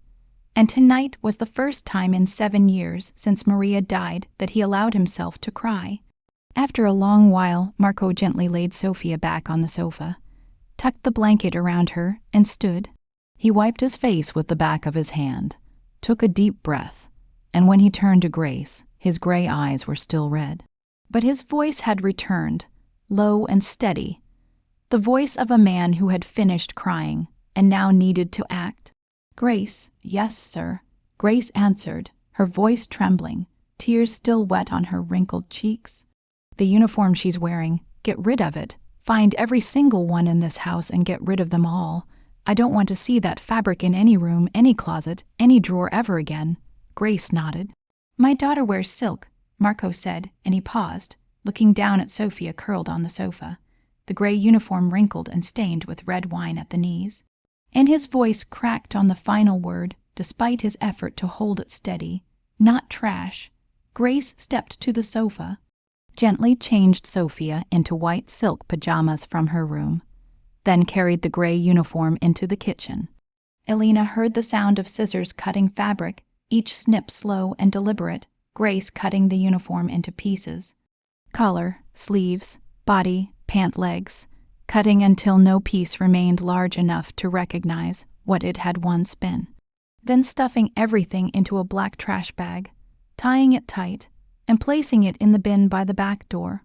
When Grace returned, she paused in the kitchen doorway, looked at Marco, seated beside Sophia on the sofa, with one hand stroking his sleeping daughter's hair, and whispered a prayer. But this time, her voice did not break, because this time her prayer had been answered by someone of flesh and blood, who had walked in and acted. Elena retreated deeper into the dark hallway, her back against the wall, her arms hanging loose at her sides. And she cried, not for Sophia alone, though that pain still burned in her chest, not for Ryan alone, though his name never left her mind. She cried because what she had just seen had completely shattered the picture she had built in her head over 3 years. The image of an inhuman crime boss, a killer without remorse, the monster who had ordered her brother shot dead in a South Side alley. Because the man she had just watched kneel on the floor crying as he held his daughter was not a monster. He was a father coming apart, and Elena stood in the darkness with tears streaming down her face. And for the first time in 3 years, she did not know who she was anymore, because the enemy she had sworn to kill had just done the one thing she wished her own father had done when she was 7 years old. He came home, he threw the abuser out the door, and he held his child and told her she had always been perfect. And no one had the right to make her believe otherwise. The morning after Victoria was thrown out, Marco called Thomas into his study and said a single sentence, "Cancel everything. I'm not leaving this house." Thomas didn't ask questions, didn't mention the meeting in New York scheduled for Wednesday, didn't bring up the unfinished problem with Donovan, didn't mention anything at all, because Thomas Reed had worked for Marco long enough to know that when his boss used that flat, emotionless voice, there was no room for discussion. Thomas nodded and left, and from that day on, Marco Romano ran everything from the study at the end of the first-floor hallway. The oak door shut all day long, his voice muffled through phone calls no one could make out. Yet every 2 hours he opened the door, went upstairs, looked into Sophia's room to make sure his daughter was still there, still safe, still breathing. Before returning to work, on the second day, Marco called Elena into the living room. He stood by the window, with his back to her, looking out at the garden where the fountain ran steadily in the morning light. "I need you to stay," he said without turning around, "not as a maid. I don't care about the floors or the dishes. I need you to stay for Sophia." Elena stood in the middle of the room, and inside her, 2 forces collided so hard she nearly felt dizzy. On one side was the 3-year plan. The gun at the bottom of her suitcase, Ryan's final message, the name Romano burning red in her mind every night. All of it pulling her toward the door, toward the reason she had entered this house in the first place. On the other side was Sophia, the white daisy streaked with garden dirt, the small hand that wouldn't let go of hers. The question, "Are you going to leave like Mommy did?"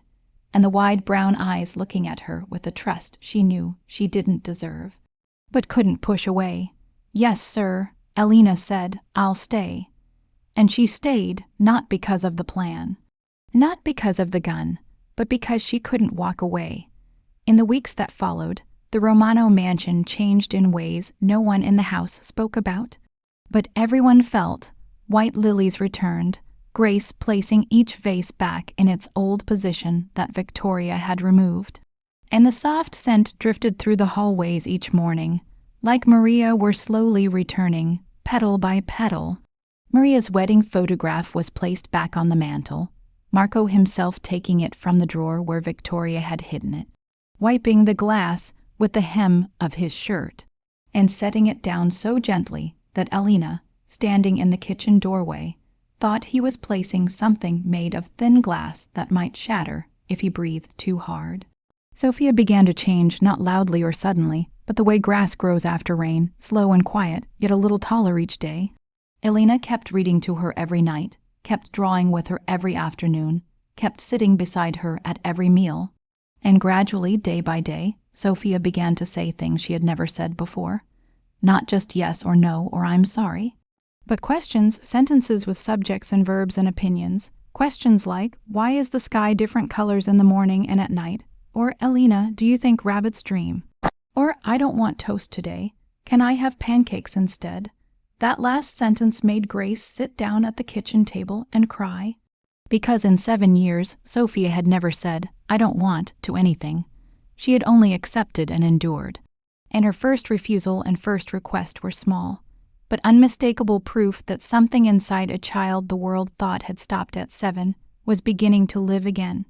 Marco brought a pediatric brain doctor from Johns Hopkins to the mansion to examine Sophia, and after 2 hours of evaluation, the doctor sat across from Marco in the study, opened the file, and said Sophia was improving. For the first time in 7 years, her brain development markers had shown clear progress compared to her last evaluation. She was beginning to process more complex emotions, to ask questions instead of just reacting, and the doctor added that he didn't know exactly what had changed in her living environment. But whatever it was should continue, because it was working better than any treatment plan over the past 7 years. Marco said nothing. He sat behind his desk, watched the doctor leave, then looked out the window into the back garden, where Elena was sitting on the grass with Sophia, the two of them painting with watercolors, Sophia laughing. Really laughing, leaning sideways against Elena's shoulder. And Marco watched for a long time, unmoving, silent, like a man witnessing a miracle he didn't believe he deserved to see. That evening, Marco went upstairs at Sophia's bedtime, as he had begun doing every night, but when he reached her door, he stopped. The door was slightly open.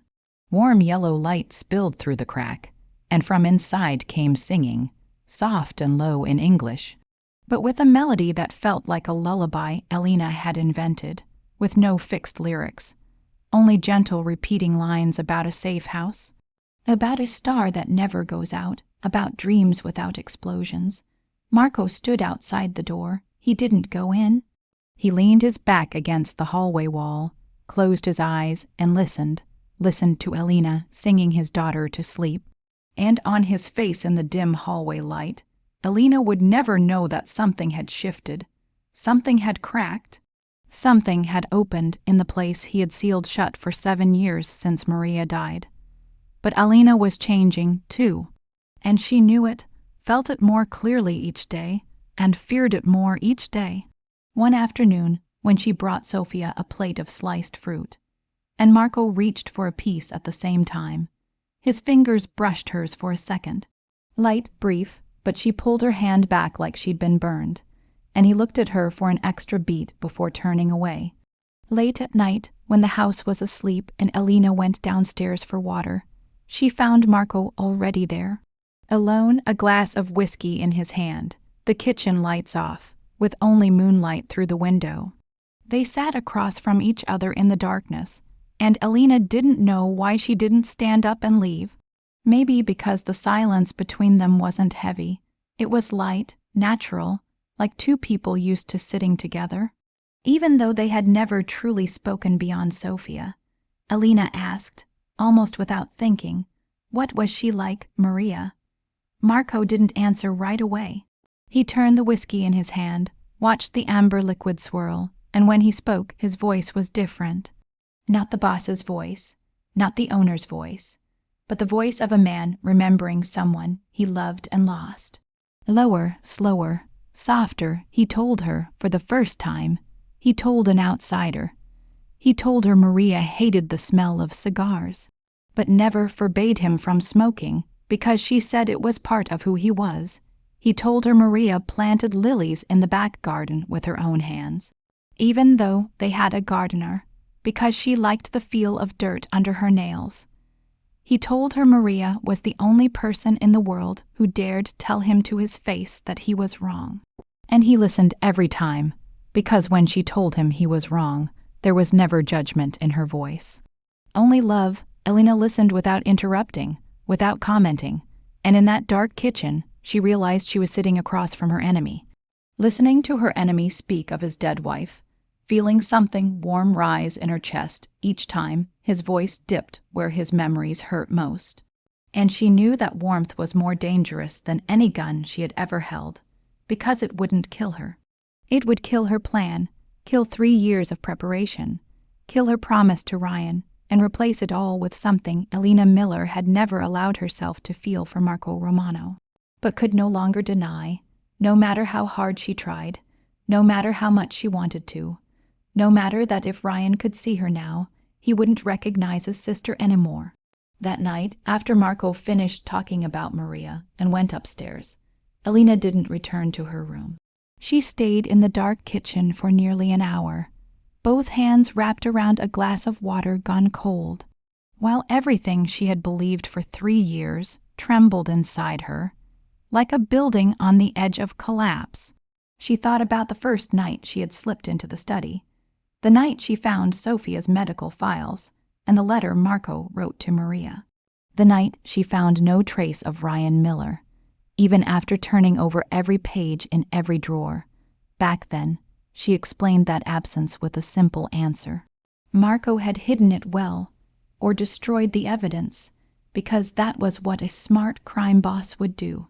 But now, after weeks living in this house, after watching Marco kneel and cry while holding his daughter, after hearing him speak of Maria in a shaking voice in the dark, after seeing him cancel every trip just to make sure Sophia was safe, Elena no longer believed that simple explanation, not because she wanted to forgive him, but because something didn't fit. Hadn't fit from the beginning, and she had chosen not to look, because seeing the truth might destroy the only reason she had stayed alive these past 3 years. Near 2 in the morning, Elena stood up, walked barefoot through the first-floor hallway, pressed close to the wall along her old route to avoid the cameras, and stopped before the oak door for the second time, the same 4 digits, the same soft click of the lock, the same scent of oak and leather in the darkness. But this time she entered with a different purpose. The last time she had searched for proof of guilt. This time she was looking for the truth. She didn't know how different those 2 things could be, until she opened the filing cabinet behind the desk, the drawer she hadn't searched before, because Victoria's shouting had pulled her away. Inside were dozens of thick folders, organized by names, dates, and codes she didn't understand, and she flipped through quickly. Looking for the letter M, looking for Miller, looking for Ryan, looking for anything at all, there was nothing. But she found the letter D, Donovan, a folder nearly as thick as Sophia's medical file, brown cover, no label, filled with documents, photographs, printed email copies, and handwritten notes in black ink she recognized as Thomas Reed's writing. She read, and every line was a hammer blow against the wall she had spent 3 years building. Ryan Miller never worked for Marco Romano. Ryan had been pulled into Frank Donovan's money laundering operation through an underground accounting system Donovan had set up on the South Side. A system Ryan joined because he needed money to pay his mother's hospital bills and didn't know, or didn't want to know, where that money came from. When Ryan discovered the true scale of the operation and threatened to leave, Donovan ordered him killed. 2 shots, one to the chest, one to the head in an alley on the South Side. After that, Donovan planted false evidence. A single text message from a fake number containing the name Romano, to shift everything onto the Romano family. Because Donovan needed a war between Romano and the South Side underworld to expand his territory while both sides were busy fighting each other. Elena read on. The file also contained information about the car bombing that killed Maria Romano 7 years earlier. The same man, the same network. Donovan had killed Marco's wife to destabilize the Romano family, and 2 years later killed Elena's brother to frame Romano. And Elena had swallowed the trap whole. For 3 years. Swallowed the hatred Donovan wanted her to swallow. Turned herself into a weapon Donovan didn't even have to pull the trigger on, because she had pulled it herself. Elena set the folder down on the desk. Her hands shook violently, not the faint tremor she'd felt before, but shaking so hard she had to press both palms flat against the wooden surface to keep them from jerking away. She closed the cabinet, locked it, turned off the light, stepped out, shut the study door, and went straight to her room on the 2nd floor. No longer hugging the walls to avoid the cameras, because she didn't have the strength to care. She went into the bathroom, locked the door, sat down on the cold tile floor, and pulled the suitcase from under the bed. She opened it, folded back the clothes, and looked at the gun. It lay there, black, silent, heavy, waiting, the same way it had lain there for 3 years. The same way it had lain at the bottom of the suitcase when she boarded the bus to Lake Forest. The same way it had sat fewer than 10 steps from Sophia's bed these past weeks, while she read the child to sleep, and that thought a loaded gun lying 10 steps from a child made Elena sick. She brought up nothing because her stomach was empty, but her body folded in on itself, and she clung to the toilet, shaking for several minutes before straightening, taking the gun out, removing the magazine with hands trembling so badly she had to try 3 times, then pulling out each bullet one by one. 1, 2, 3, 4, 5, 6. 6 bullets lying on the bright bathroom tile under the white light. And she stared at them. 6 bullets she had bought for Ryan. 6 bullets she had nearly fired at an innocent man. At Sophia's father, at the man she was, Elena closed her eyes, unable to finish the thought, but it was there. Solid, undeniable, she was in love with him, and 3 years of hatred, 3 years of preparation, 3 years of promises made to Ryan's memory were all lies, all built on a foundation Frank Donovan had poured for her. And she, Elena Miller, who believed herself smarter than everyone, more clear-eyed than anyone, trusting no one and needing no one, was nothing more than a puppet in the hands of the real enemy she had never even seen. Elena cried. She cried on the bathroom floor, with her back against the cold tile wall. 6 bullets scattered in front of her, the empty gun in her hand, and she cried, not for Ryan, not for Marco, but for herself, for the version of herself that died that night on the bathroom floor, the version built on 3 years of misplaced hatred. And she didn't know who was left behind after that version died. She hid the gun and the bullets in a cloth bag, and shoved it deep into the closet, lay down on the bed but couldn't sleep. The next morning, when Elena went down to the kitchen with swollen eyes and tried to act normal, Sophia looked at her from the breakfast table, tilted her head in that familiar way she did whenever she was trying to understand something, then stood up, left the pancake Grace had just made, walked over to Elena and hugged her. She didn't ask why. She didn't wait for an explanation. She just hugged her, small arms wrapped around Elena's waist, head pressed to her stomach, holding tight the way Elena had held her in the dark room weeks before. "Don't cry, Elena," Sophia said softly, clearly, each word careful, like she had thought about them for a long time. "You're a good person, I know," and Elena stood there in the middle of the kitchen, being held by a 14. Your old child whose father she had nearly killed. A child whose life she had entered with a gun, hidden at the bottom of a suitcase, and 3 years of lies. And that child was telling her she was a good person, and it was more cruel than any bullet, because Elena knew she wasn't good. But she also knew she couldn't keep lying for another single day. Tonight, she would tell Marco the truth. All of it, from beginning to end, even if that truth was the last thing she ever said in this house. Elena waited until Sophia was asleep. She read to her, as she did every night, the book about the little rabbit traveling far from home and trying to find its way back. And when Sophia's eyes finally closed, when her breathing became slow and even, and her small hand loosened on the back of the stuffed rabbit, Elena stayed seated for another 5 minutes, watching her sleep, knowing this might be the last time she sat in this chair, in this room beside this child, because after what she was about to say, there was no version of the story that ended with her staying. Elena stood, pulled the blanket up carefully around Sophia, then stepped into the hallway.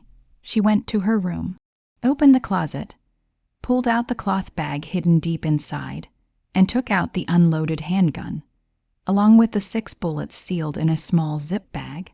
She wrapped everything neatly in a white towel, held it in her hands, and went downstairs. The light in Marco's study was still on, warm yellow spilling through the gap in the oak door, and Elena could hear him on the phone, his voice low and steady. So familiar now, she could tell when he was giving orders and when he was listening. She waited. The call ended. Silence. Elena knocked twice, soft but clear. Come in. She opened the door. Marco sat behind the desk, white shirt sleeves rolled to his elbows, collar open at the top, the familiar glass of whiskey on the desk. And when he looked up at her, his gray eyes were softer than usual, almost like the look he had on those late nights in the kitchen. And it made Elena want to turn around, close the door, run back upstairs, hide the gun where it had been, and pretend this night had never happened, but she didn't. She stepped inside, closed the door behind her, walked to the desk, and set the white towel down on the wood. She unfolded it. The handgun lay on the white cloth, black and empty, and beside it, the clear zip bag holding 6 bullets gleamed under the desk lamp. Marco looked down. Elena saw his eyes change, not slowly, but instantly, like a switch being flipped, the softness disappearing completely, replaced by something hard, cold, flat, the eyes of the man Chicago feared, and she understood she had just lost something she hadn't known she had until it was gone. Marco didn't touch the gun. He didn't pick it up or push it away. He simply looked at it, then looked at Elena, and waited. My name is Elena Miller. She began, her voice steady, not shaking, because she'd spent all night practicing these words, and knew that if her voice broke, she wouldn't finish. My brother's name was Ryan Miller. He was murdered 3 years ago in an alley on the south side. 2 bullets, one in the chest, one in the head. Marco didn't move. He didn't speak. He didn't blink. I believed you ordered it. For 3 years, I believed that. I trained, I prepared, I got a gun. I applied for this job so I could get close to you and make you pay for what I thought you did to my brother. She paused, drew a breath, and this was the hardest part. Not admitting she'd come to kill him, but admitting she'd been wrong. I was wrong. I found the files in your office. Donovan killed Ryan. Donovan killed Maria. I was his weapon, and I didn't even know it. Silence. Marco still didn't move. His gray eyes stayed on her, unblinking, and Elena couldn't read anything there. No anger, no pity, no contempt, just emptiness. And she feared that more than any expression, because it meant he was deciding. And Marco Romano never took long to decide. Elena said the last sentence, the one she hadn't rehearsed, the one that came from somewhere deeper than reason, deeper than planning, deeper than 3 years of hatred. I came here to kill you, but I was wrong, and I love your daughter. I can't pretend anymore. Marco watched her for 5 seconds more. Then he reached out, picked up the gun, checked the chamber with the quick, practiced motion of a man who'd handled weapons all his life, confirmed it was empty, set it down beside the whiskey glass, and said nothing. The silence stretched so long Elena could hear the clock on the wall, the fountain outside, the wind through the slightly open window, every small sound amplified, because nothing was heavier than the silence of a crime boss. After hearing that the woman sleeping one wall away from his daughter had carried a gun into his house for weeks. When Marco finally spoke, his voice wasn't cold. It wasn't hot. It wasn't anything. It was flat, hollow. Like a man who'd shut everything down inside himself, to say what he needed to say without letting emotion interfere. "Get out of my house tonight." Elena nodded. She didn't beg. She didn't explain further. She didn't say please or I'm sorry or anything that might sound like she was trying to stay. She knew that in Marco Romano's world, telling her to leave instead of calling Thomas was the greatest mercy he could offer. And she wouldn't insult that mercy by asking for more. She turned to go, and when her hand touched the doorknob, she paused for a second, didn't turn back, and said quietly, "Tell Sofia I didn't want to leave." Marco didn't answer. Elena opened the door and walked out. 20 minutes later, she pulled her old suitcase through the dark hallway, down the stairs and out the back door, where Thomas stood waiting beside the black car, expressionless, sharp brown eyes on her without blinking, opening the door without a word, because Thomas didn't need to ask what had happened. Thomas always knew. The car passed through the iron gate, and Elena watched the Romano mansion shrink in the rearview mirror until it was nothing more than a yellow point of light in the darkness of Lake Forest, then vanished, and she closed her eyes, not crying, because her tears had run dry the night before on the bathroom floor. The next morning, Grace opened Elena's door out of habit to call her down for breakfast and found the room empty. The bed neatly made, no suitcase, no personal belongings, nothing left but a pressed white daisy inside the book on the nightstand. The flower Sofia had given Elena on her first day. Grace froze in the doorway, then ran downstairs. And before she could say anything, a scream cut through the house. Sofia already knew. She'd known the moment she woke, and ran to Elena's room like every morning, and found it empty, and her cry wasn't a sob, but a scream, tearing through the quiet morning, the scream of a child abandoned once again by someone she had dared to love. Sofia curled into the corner of her room, clutching the stuffed rabbit, refusing the breakfast Grace brought, refusing to look at Marco when he rushed in, refusing to speak, turning her face to the wall and whispering over and over, her voice growing smaller and smaller, like a candle going out. "Elena, come back, you promised. You said you're here, you promised." Marco knelt beside his daughter and placed a hand on her shoulder, but Sofia brushed it away, curling tighter, pressing the rabbit to her face. And then she stopped speaking altogether, the same way she had stopped speaking 7 years earlier after the bombing. And that silence was more terrifying than any scream, because it meant Sofia was retreating to a place no one could reach. Marco called the specialist from Johns Hopkins, and when the doctor arrived that afternoon, after an hour alone in the room with Sofia, he stepped out, closed the door gently, and looked at Marco with the eyes no doctor ever wants to use with a parent. "Mr. Romano, your daughter has experienced another severe abandonment trauma. The person she bonded with most closely has disappeared without explanation. At her current stage of development, she doesn't have the mental tools to process this. If this isn't resolved quickly, the regression could be permanent." Marco stood in the hallway, with his back against the wall opposite Sofia's door, and in the shadow of the second-floor hallway, he closed his eyes.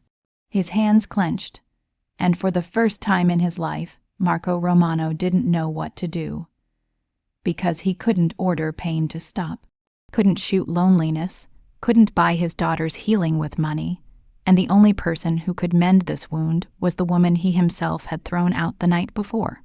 Marco sat in his study through the entire night, not sleeping, not pouring another whiskey, simply sitting behind the oak desk, and staring at the gun Elena had left behind. It still lay on the white cloth, black and empty, beside the clear zip bag holding 6 polished bullets. And he watched it with unblinking gray eyes, not because he feared it. He'd handled guns since he was 16, and weapons had never frightened him, but because he was thinking about the woman who'd brought it into his house. The woman who'd slept one wall away from his daughter, with a loaded gun hidden in her suitcase. The woman he'd trusted. The woman his daughter loved. The woman he himself had. Marco closed his eyes and clenched his jaw, because he wasn't used to admitting, even to himself, that he'd felt something for her during those late nights in the kitchen. Yet he couldn't deny that when she'd set the gun on the desk and said, "I came here to kill you," the sharpest pain hadn't been the betrayal, but the loss, because he'd already lost too many people, and he'd believed this time would be different. At 4 in the morning, before Sophia's scream tore through the house, Marco picked up the phone and called Thomas.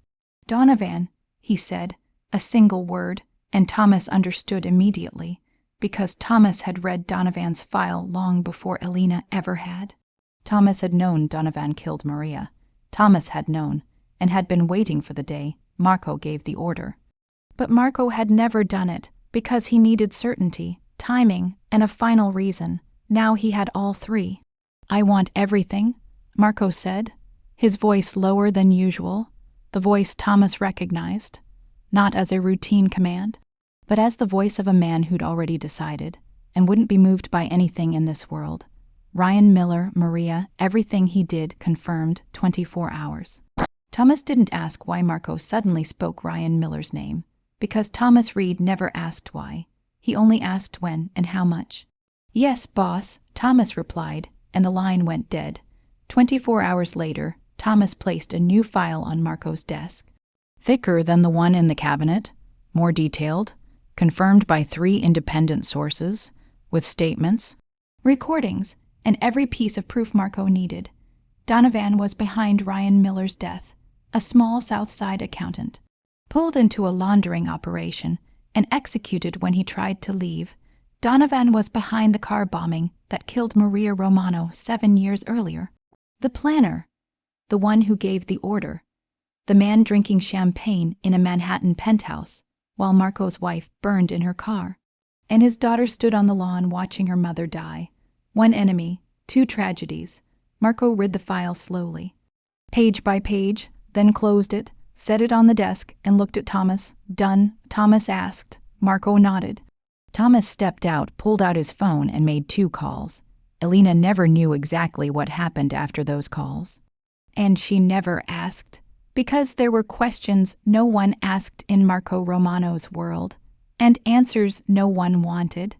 She only knew that the name Frank Donovan never appeared again. Not in the mansion, not in the news. Nowhere at all, as if he'd never existed, and that disappearance was all she needed to know. But before Donovan was dealt with, Marco did something else. He told Thomas to find Elena. Thomas found her in less than 6 hours, because Thomas Reid could find anyone in Chicago if he wanted to. And Elena wasn't nearly as good at disappearing as she'd believed. A cheap studio apartment on the South Side. 3rd floor, crumbling concrete stairs, a hallway that smelled of cigarettes and cleaner. Less than 4 blocks from the alley where Ryan had been shot.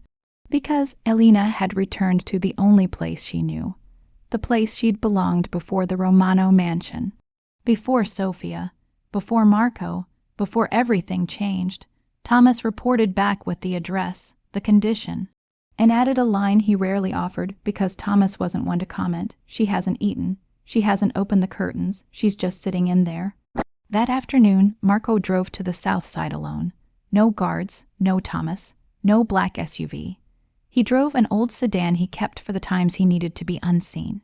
Parked in front of the decaying building, climbed 3 flights of concrete stairs, and stopped at the thin wooden door of apartment 37. He knocked, no answer. He knocked again and waited. When the door opened, Elena stood there, hair unwashed, eyes swollen, wearing an old shirt and sleep pants, and when she saw Marco Romano standing in the cigarette-stained hallway of the cheapest building on the South Side, her blue-gray eyes widened. And she couldn't speak, because in every version she'd imagined after the night of her confession, none included the Chicago crime boss standing in front of her studio apartment. "Donovan's been dealt with," Marco said, his voice low and steady, but carrying something she'd never heard before. Exhaustion, not from lack of sleep, but from carrying too much for too long, for your brother and for my wife. Elena stood in the doorway, gripping the frame, the floor tilting beneath her, because those 6 words bound Ryan and Maria into the same sentence, tied her pain and his together, and she understood Marco hadn't come to forgive or to threaten. He'd come because he finally saw they'd been victims of the same enemy. And her grief was as real as his. Marco swallowed, and for the first time Elena saw him hesitate, the man who always knew exactly what to say. Now unsure, and that hesitation was more honest than any speech. "My daughter won't eat," he said, his voice breaking in the middle despite his effort to keep it steady. "Won't speak. She just sits in her room holding that rabbit and calling your name." He stepped closer, lifting his arm slowly, slower than any movement she'd ever seen him make, like convincing himself what he was about to do wasn't a mistake. And his fingers brushed her hair, gently tucking a strand away from her face, and his hand trembled, the hand that had held guns since he was 16, the hand that commanded an empire, trembling as it touched the hair of a South Side girl. Because this wasn't the gesture of a boss, it was the gesture of a man terrified, because he was opening himself for the first time in 7 years. "Come home," he said, "please, and the word please." On Marco Romano's lips a word he'd never spoken to anyone in his world, a word his life of commands had never required, shattered Elena completely. She nodded, not trusting her ears or her eyes, but she nodded. Marco drove her back to the mansion after dark. As the car passed through the iron gates, as the tires crushed the familiar gravel, as the house glowed warm gold against the darkness of Lake Forest, Elena looked at the place she'd entered with a gun and a promise of revenge, and was returning to with empty hands and a broken heart trying to heal. And she knew she didn't deserve to come back, but there was a child inside calling her name, and sometimes that was enough. She stepped through the front door, and then it came from upstairs, the sound of small feet on stone. Fast, urgent, stumbling, Grace's voice calling, "Sophia, careful, slow down." But Sophia didn't slow. She flew down the stairs, white silk pajamas fluttering, the stuffed rabbit tucked under one arm, and when she saw Elena at the bottom, her face broke open completely. Everything she'd held inside for 2 days spilling out at once, and she screamed, not the scream of pain from the morning before, but the scream of a child seeing a miracle. Elena. She crashed into Elena's arms with enough force to make her stumble back a step.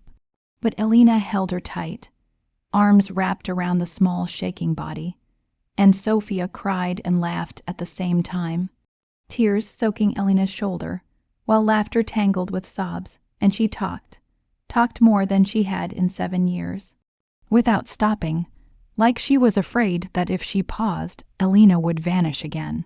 You came back, I knew you'd come back, I told Daddy you'd come back, I told him. I said, Elena won't leave me, she promised," she said, "she's here. And you're here, you're really here, don't go again. Please don't go again. I'll be good. I'll be so good.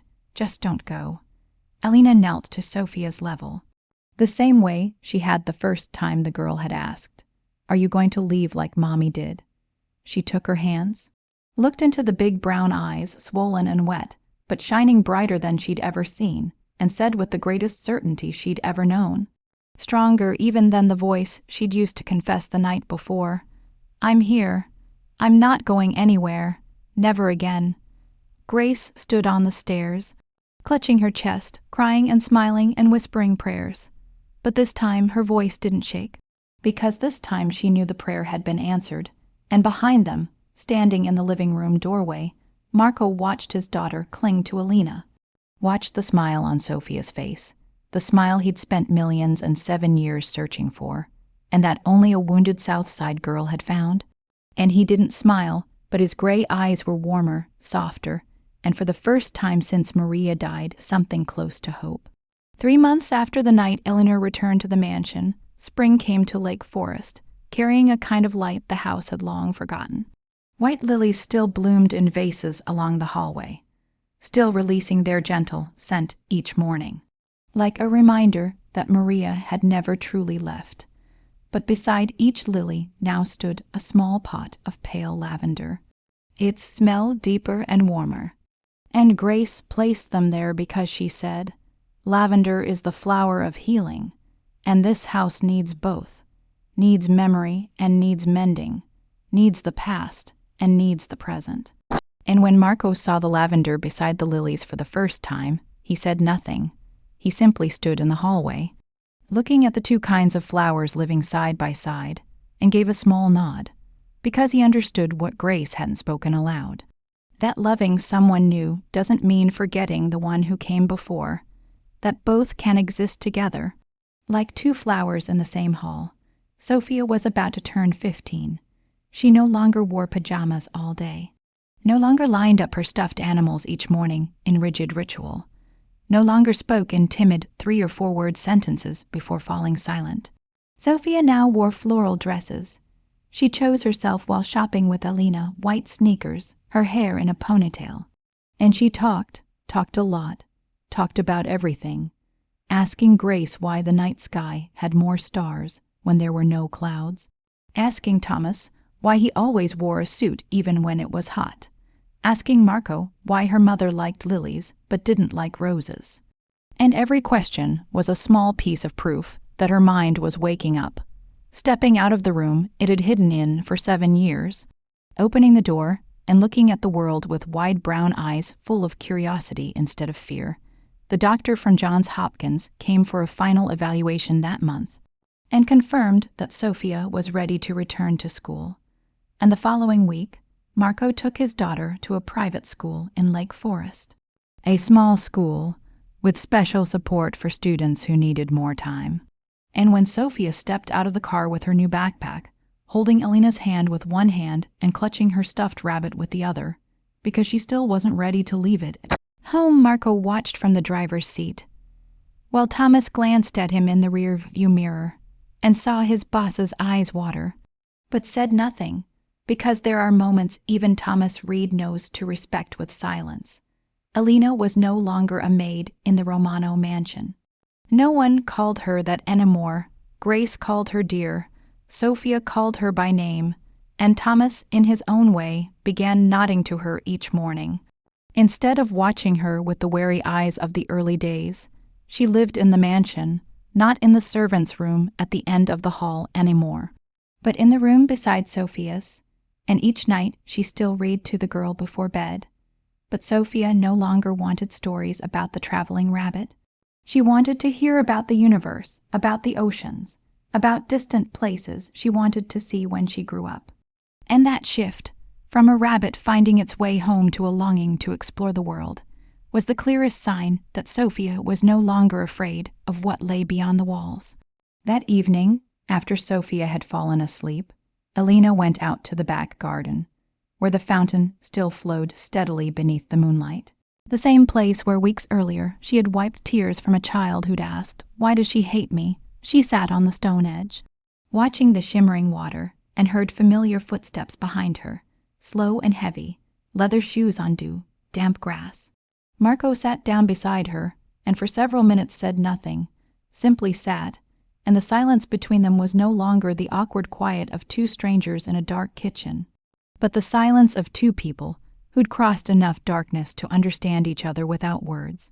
Then Marco reached out and took Alina's hand, his hand warm and steady, rough fingers lacing gently but firmly with hers. And he spoke in a low, careful voice, choosing each word like a man who knew this mattered more than anything he'd ever said. "I can't promise you a normal life, Alina. My world is dangerous. You know that better than anyone. But I'll protect you and my daughter with everything I have. Everything." Alina looked at him, at the gray eyes meeting hers under the moonlight, eyes she'd once believed belonged to a killer, but now knew were the eyes of a father, a man who had lost and was trying to love again. "I don't need normal," she said, softly and firmly. "I need real." Marco held her gaze a moment longer, then tilted his head slowly and kissed her, their first kiss. Unhurried, gentle, his lips met hers beneath the moon, by the fountain where Sophia had once cried, and it wasn't a holly, wood kiss.